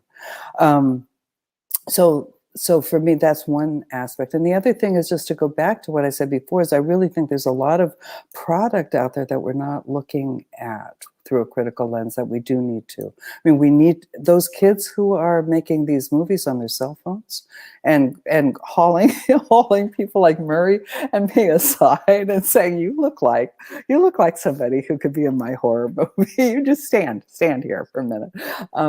That we need to take a look at their films, because often they're very interesting. Often they are. I'll go back to actually. So this is again another loop. But I remember I was asked to be on a panel. This was part of the Diabolique Film Festival. So it was one of these film festivals that's showing like grade Z horror films. And there was going to be a panel on women in horror. Now, I had just taught a horror class, and I had students who were interested in women directors of horror, and they had been researching through all the kind of normal channels, and they were finding, like just a couple of people, essentially. And so I'm on this panel with, 3 women directors, 2 women stars, and then there was me, essentially. And we had gone out for brunch. It was a lively panel because we'd gone out for brunch ahead of time. And when the waiter realized that we were all going to be on this horror panel, he was making very strong mimosas. So we were kind of half lit by the time we actually got to this panel. But one of the things that really struck me was that there was, like, even in terms of like who makes the films and gender imbalances that we talk about as though they were just given in Hollywood cinema, mainstream filmmaking. In the indie market, that's not the case. Anybody who can operate a camera is given a camera to operate. And people who have ideas and have scripts can usually make their money because you can shoot on a cell phone now. And so it's not only that there are titles that we aren't seeing, there are whole kinds of trends in the production that we aren't seeing because we're not paying enough attention to the really cheap, like $3,000 for an entire budget movie. Kinds of films. I'd really like to. I'll give Murray a break so he doesn't have to speak directly after Joan. After James Brown. Mama's got a brand new bag. This literally so perfectly ties in with Steve's keynote from Friday. So I'm going to bring Steve in now because I think he's going to have a lot to say, especially about distribution and independent filmmaking. Yeah, thank you. I was going to ask whether I could come in because I would like to echo what Joan's been saying about one of the drivers behind the kinds of films that I'm looking at especially in the book, but across everything I've written, really, is precisely to look at what's going on the fringes, because that tends to be where the most interesting things are happening. At the moment, I think we're in a point with this particular subgenre where the field is quite fragmented. There are a lot of different things going on, but the most interesting things are happening on the micro budget end, precisely because they've got more creative freedom, because they've got less at stake. And actually, I think that's one of the things that Lloyd Kaufman was getting at the other day as well, is that we need to draw attention to what's happening on the peripheries so the peripheries can survive. Otherwise, we'll just have shitty Marvel movies and nothing else. But I genuinely believe that there's so much. You often have to wade through a lot of badly made films to get to the gems, but when you get to the gems, you find the real gems, and you won't find them in the center because no one's funding them in the center, because you have to make pap in the center because everyone's afraid of losing their money. So if you want to find out what's going on, or what the next stages of the slasher film are going to be, or any genre are going to be, you have to look at the outliers. And actually, on the same subject, one of my recent Rage publications was in a volume called The New Blood, where I'm talking precisely about this, and how one of the problems with academic writing at the moment is that we tend to perpetuate that focus on the center, and that focus on the center often comes from the critical press, who are identifying films that they want to disparage. So, and we're just following those trends. And so I use like a Serbian film or a Human Centipede as examples of this, is that I think they've garnered so much attention precisely because the critical press said these films are awful, and then we've leapt to their defense. Whereas actually we should be using some of that energy to look at all the other films that no one's talking about instead, because I think that's the way we're going to advance not only the prospects of those filmmakers, but also our own academic discourses. Murray, what are your thoughts on this one? Oh boy, I what are my thoughts? That's what was the question again? I'm sorry to pull that one. What would you say are the most pressing issues right now in terms of studying and researching slasher? Yeah, well, I would echo what's been said, but I do think that the focus on cultural taste, which we've sort of gravitated to here, is something that could warrant a lot more discussion than has happened thus far. And the slasher is a very reflexive kind of genre. Like, the slasher always seems on some level to be thinking about itself, even when it's doing it sincerely rather than parodically. So it's because it's such a saturated genre. I think that it's funny. I was having trouble sort of gathering my thoughts on this question, because it's all the things that came to my mind about, we could talk about the slasher more in terms of race, in terms of class, in terms of queerness. Those things all seem to be happening,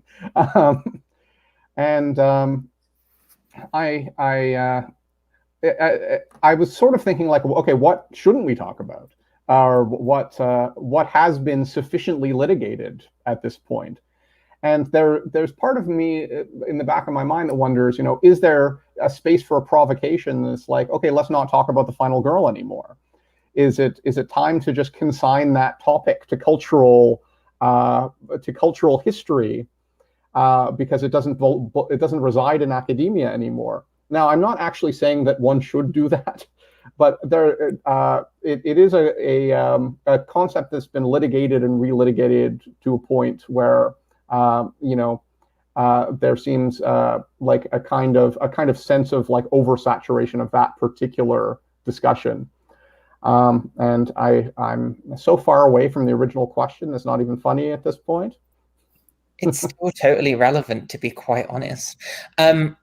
Wickham. Yeah, I mean, actually, that's a really interesting point that I think speaks to what we were actually kind of trying to do here. The question of whether or not we should sort of resign the final girl to the history of academia rather than the contemporary discourse is something that I feel like we should at least think about before we say yes or no. But I feel like a lot of us, when we're talking about slashers, slasher specifically, we keep going back to that well, because I think we often feel like we're writing in isolation. And the reason we wanted to do this conference is because we wanted to give everybody a chance who wants to write about this stuff to come together and talk about it and see where everyone else's thoughts are. So I think personally, my idea is that, you know, we probably shouldn't throw that on the scrap heap of academic history. You know, and we shouldn't likely do away with, say, Tugce or Wood or, you know, anybody, because, you know, heaven knows people were talking about Freud long enough and still are in some ways. But there's got to be this point where we start pushing the discourse forward, because it's speaking to contemporary ideas and concepts and topics. And the state of play as it stands, you know, that our world around us is, you know, like Joan was talking about, and you know, I'm from America. So my heart is still there to a certain extent, even though I've been here for over a decade. You know, the state of play, the socio-political and economic conditions there, certainly have its roots in the 1980, which is kind of why those films are sort of relevant. But at the same time, you know, our concerns have you know, progressed to a point, you know, to a terrifying extent in some ways, because of what was happening back then. So I think our discourse needs to catch up to that.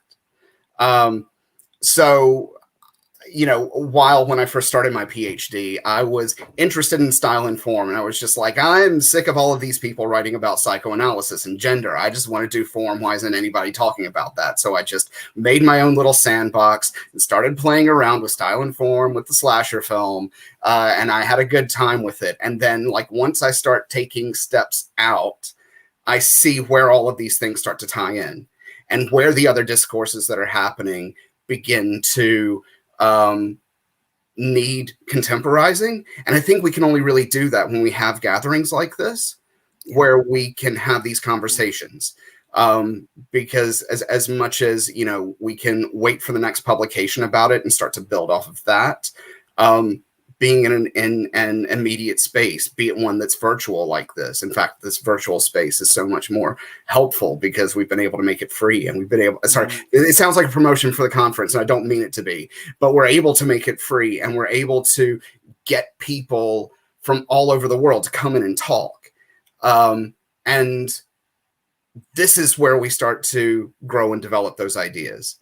And I think that's the urgent necessity in terms of where this academic discourse is going. It's not about throwing anything to history necessarily, but it's about seeing how those past ideas can be perhaps made relevant to now, and taking those identified relevancies and progressing them as well for the future. And the other good thing about it being virtual is you've been able to archive everything. So we'll, you know, it'll be accessible to us, which is wonderful. I will throw out the last question in a second, but one thing that I was going to write a paper on this for the conference, and I decided not to because I don't have any time, because I'm writing a PhD, or at least I should be.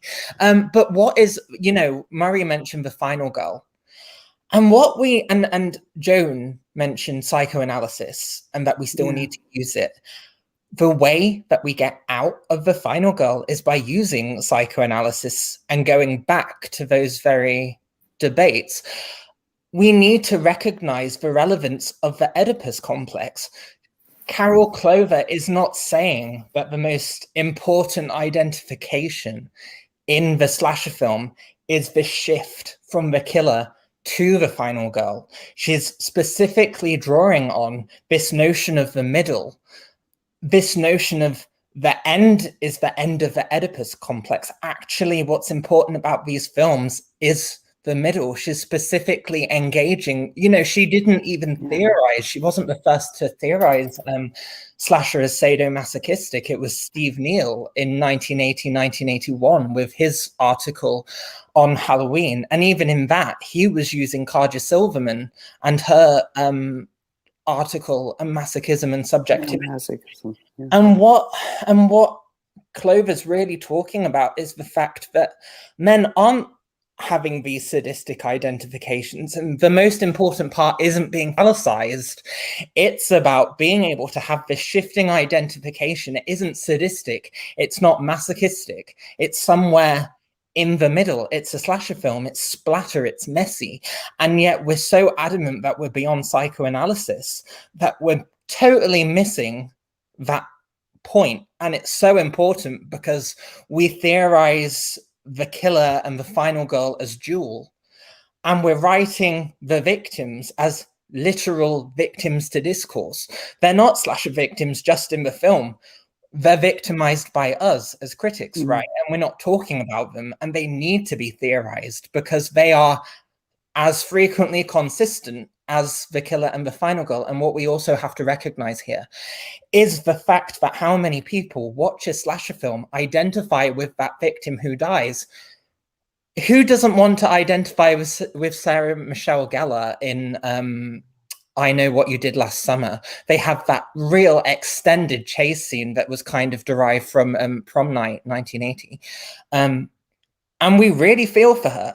And yet people still write about Jennifer Love Hewitt, who's probably one of the least interesting characters in that film, you know. And I think it's just on my own personal note here, I know it's not necessarily my roundtable discussion to mention this, but I think it's so important in terms of pretty much like Wickham was saying, in terms of history, recognizing the methods and methodologies that people are using at that particular time, and actually paying attention to those and understanding fully what people mean. Because I think often we see the name and the basic definition, but we don't look at the true roots. We don't look at the method. We don't understand the true meaning.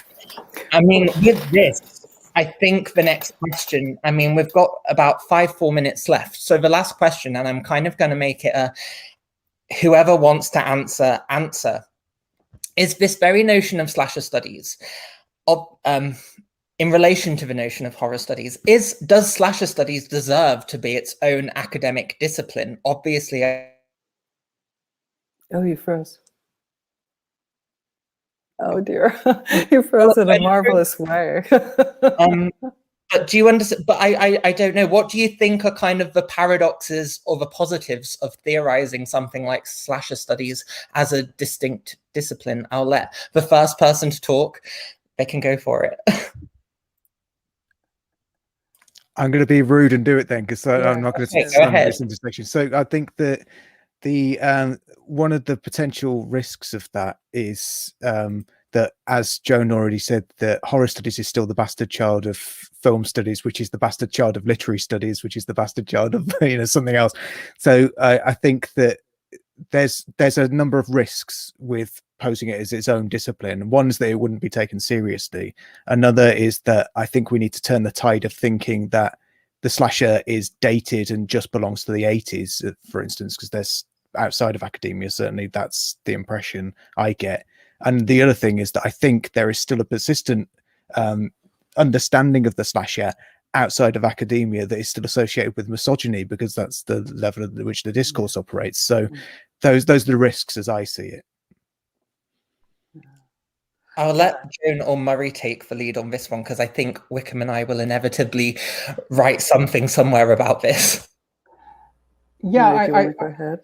I'll say that the one thing that strikes me is that I've always had this vague feeling that in writing on the slasher film, I know this is odd coming from me, Halloween gets too much play, that it's turned to as a kind of legitimizing text too often, and the ways in which it's not representative or not fully representative tend to get overlooked.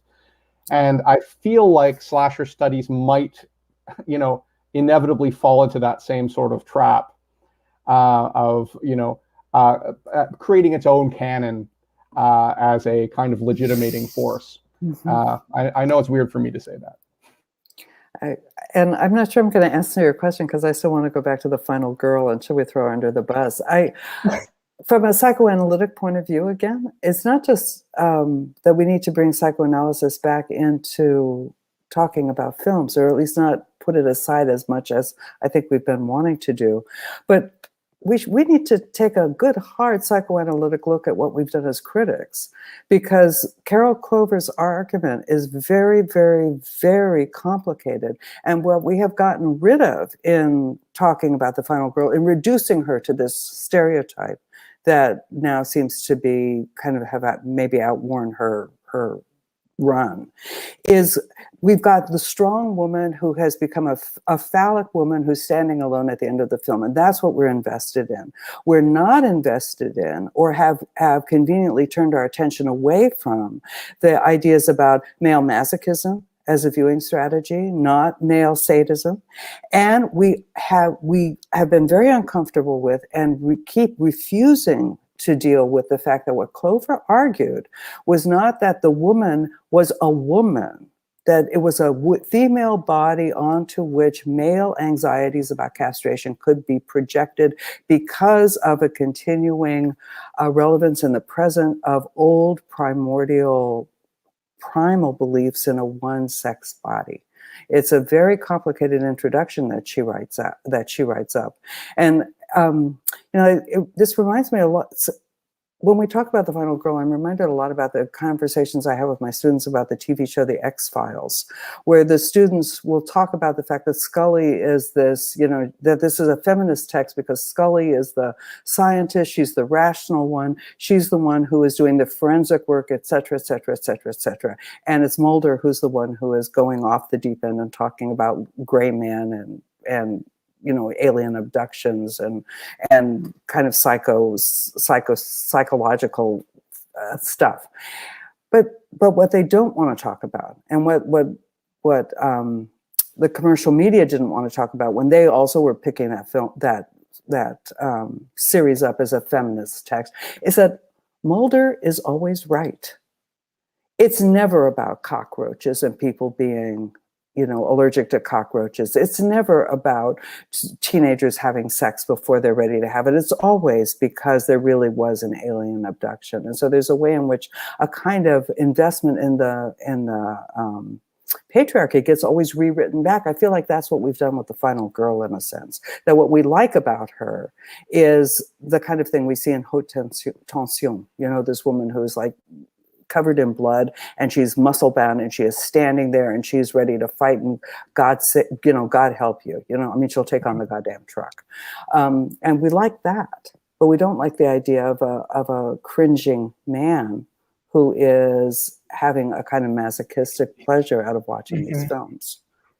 I think, again, from that 2015 preface that Clover wrote in the new edition, she's literally, you like the hero part, when in actual fact she's the victim. It's the victim hero, when we really need to italicize the victim part. I feel like, as a conclusion to a slasher studies conference, I feel like ending on Carol Clover is perhaps ironic, given that, repetition compulsion, am I right?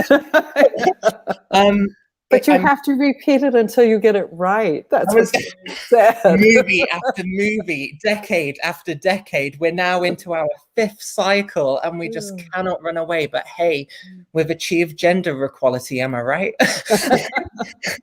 I'm conscious of the fact that it has already gone 5:30 now, so we're running over time. And I'm sure that in the UK, everybody is definitely ready for bed. But to Wickham, Steve, Joan, and Murray, thank you so much for presenting your papers at the conference, number one, but also agreeing to actually join us for an hour and a half of very good conversation. And I definitely think it's really helped in terms of framing precisely where we're at right now and what are the most pressing matters in the study of slasher. Again, it really does become that question of studying slasher or slasher studies. Thank you, Steve, Murray, and Joan. Thank you both for Thanks for having us. Thank you. Thank you thank so you for much. organizing. Right. Okay. I'll step in here as we planned ahead of time, and now it's the end of the night, and we're muddling over each other. That was a really fantastic conversation, and when we were planning the roundtable, Daniel sort of pitched it to me as we're making an argument for slasher studies, but the Roundtable is our peer review. So I think it's been really useful to that end, to the extent that the peer review is, giving us some really challenging things to think about and to take on board as we move into the future. That sounds really cheesy, but that's sort of what we're kind of here to think about as well. To that end, we've had a lot of questions and comments and feedback, and people asking what's next for slasher studies. The main question is this a thing we're going to be doing every year? And I keep saying, ask us after we've gotten through the weekend.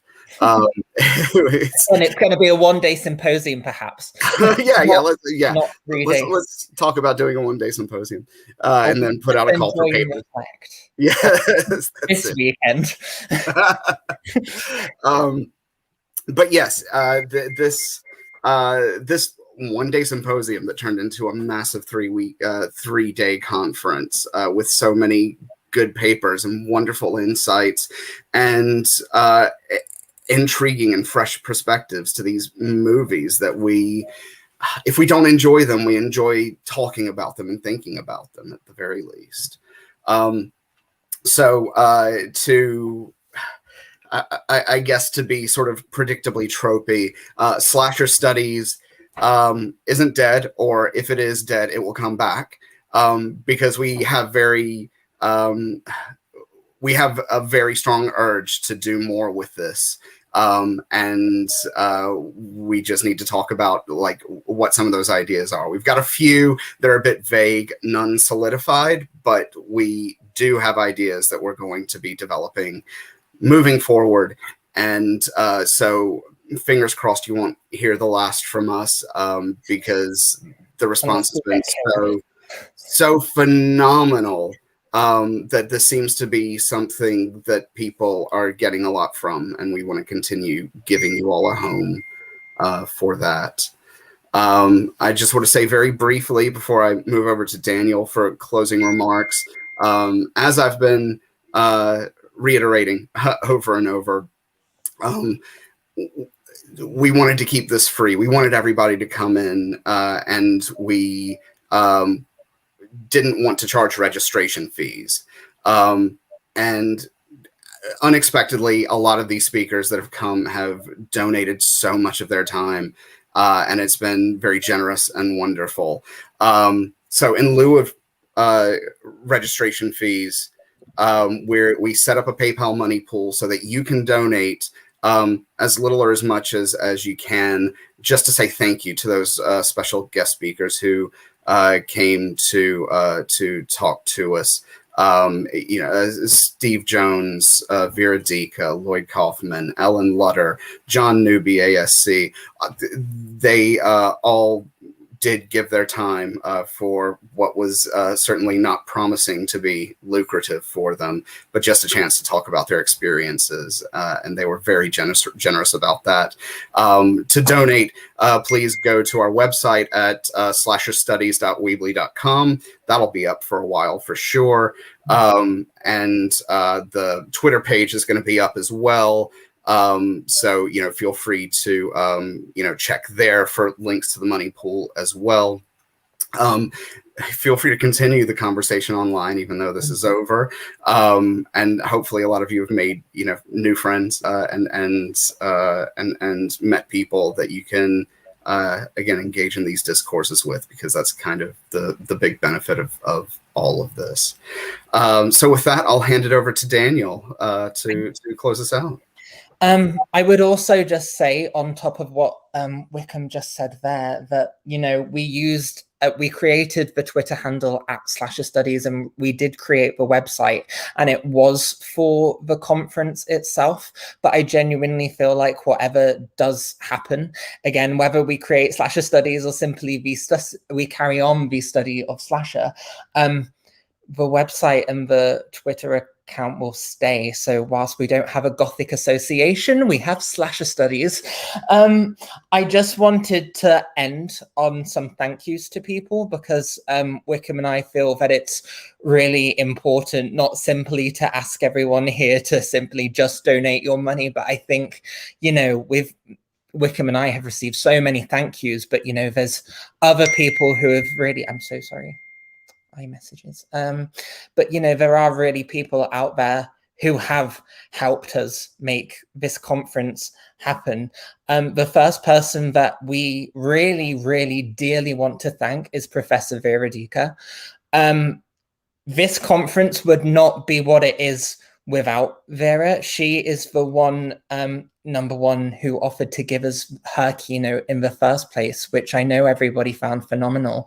But also she's the one, you know, who said, let's get you in contact with Lloyd Kaufman and Ellen Lutter and John Newby. You know, we wouldn't have these industry panels if it wasn't for Vera. And I feel like some of the insights that were mentioned during, you know, we imagined yesterday's industry panels plus keynote as a trilogy of sorts. And we would have never been able to have that without Vera. So for to Vera for not just giving us the keynote, but doing so much more, we are truly so appreciative. I don't know if she's watching now, but I hope that she sees this on a stream sometime. With this, obviously, we would also like to thank our industry speakers themselves, Lloyd Kaufman, Ellen Lutter, and John Newby, ASC. Obviously, industry people often get invited to talks, but not so much by the academic community. So I'm sure that sometimes coming into these academic talks is a little bit different, but they were spectacular panels, and thank you so much for being gracious and giving time to us. With that, we'd also like to thank Steve Jones, who was, of course, our keynote, but he also chaired and he participated in our roundtable discussion. And indeed, he's very recently a father. So there's so much he's juggling around, and to give us that time really, really means so much. So thank you so much, Steve. With that, and Murray, who's in the middle of moving as well, to move you into your next point. Who literally, I think, provisionally the moving date was the date of this roundtable discussion, I believe, or something along those lines. So I don't think that happened in the end, but literally he was going to join us on the day that he was moving. And if that isn't dedication and doesn't say an essay about how great Murray is, I don't know what does. With that, of course, we also have Joan Hawkins, who joined us for our roundtable discussion. Again, not simply to have Joan as part of a roundtable, but again, to provide us simply with a conference paper in the first place really genuinely means so much to us. So thank you so much, Joan. We'd also like to thank Miranda Ruth Larson, who somehow I have no idea what I'm doing with technology, nor does Wickham, and yet somehow we managed to do an entire virtual conference. Miranda Ruth Larson has literally managed our Discord server, which is for the technological cool kids, allowing everybody to have a conversation with each other away from Twitter in a kind of more relaxed, chilled out environment. So if you're listening, Miranda, thank you so much. And we also really appreciate you live tweeting for us so much. We also have Josephine Maria Yanusak-Leszczynski. She has been absolutely phenomenal in terms of live tweeting. As you can imagine, me and Wickham have been very busy, and whilst we've been trying to tweet, it's always been retweets and likes because it's very difficult to juggle around. So Josephine's been an absolute rock and really, really helped us in terms of getting not simply advertising the Slasher Studies summer camp, but literally getting the academic narrative on Twitter. So it really does mean so much to us, Josephine. So genuinely, thank you. And for that matter, I was genuinely going to scroll through every single person who had also live tweeted some of the panels, and there was no way I was going to go through it. So I really genuinely wholeheartedly wanted to provide a full list of people to mention within this stream. But unfortunately I can't, because I didn't have the time during any of the panels today. But to everybody who tweeted out and live streamed, everybody who got #/studies, everybody who mentioned us, thank you so much from the bottom of our hearts. We also wish to thank, again, very long list of people, which we haven't had time to do. Thank you so much to everybody who's chaired a panel. Thank you so much to everybody who's also delivered a paper for us. Obviously, it's the weekend. A Friday to Sunday conference at the weekend is a long one, and you know, balancing out things is difficult for people, so we really do appreciate people taking out time for this. And finally, we really do thank you so much to everybody who has donated money. Like Wickham told me a provisional amount, which I wish not to disclose yet, but we did not expect it one little bit. And we cannot thank you enough for these donations.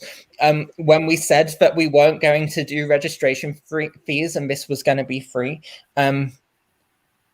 initially we thought, well, donations would be nice, but we didn't necessarily think people necessarily would substitute their money. And people's kindness, graciousness, and generosity is really, really shown. And from, again, I keep saying from the bottom of our hearts. It's not my bloody Valentine, so it's absolutely fine. From the bottom of our hearts, thank you so much to everybody who has just been mentioned, whether by name or in spirit within this stream.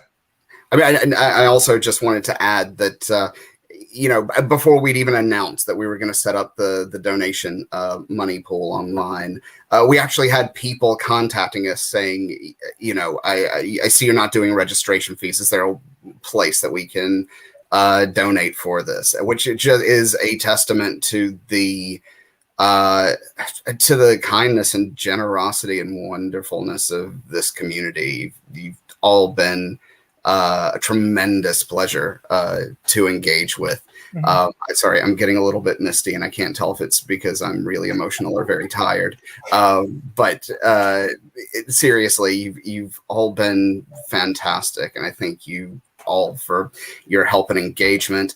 I want to say thank you to Daniel, who was the first person to contact me about, like, let's do a conference, you know, one-day symposium, rather, about slashers. And we had a bit of a chat about that.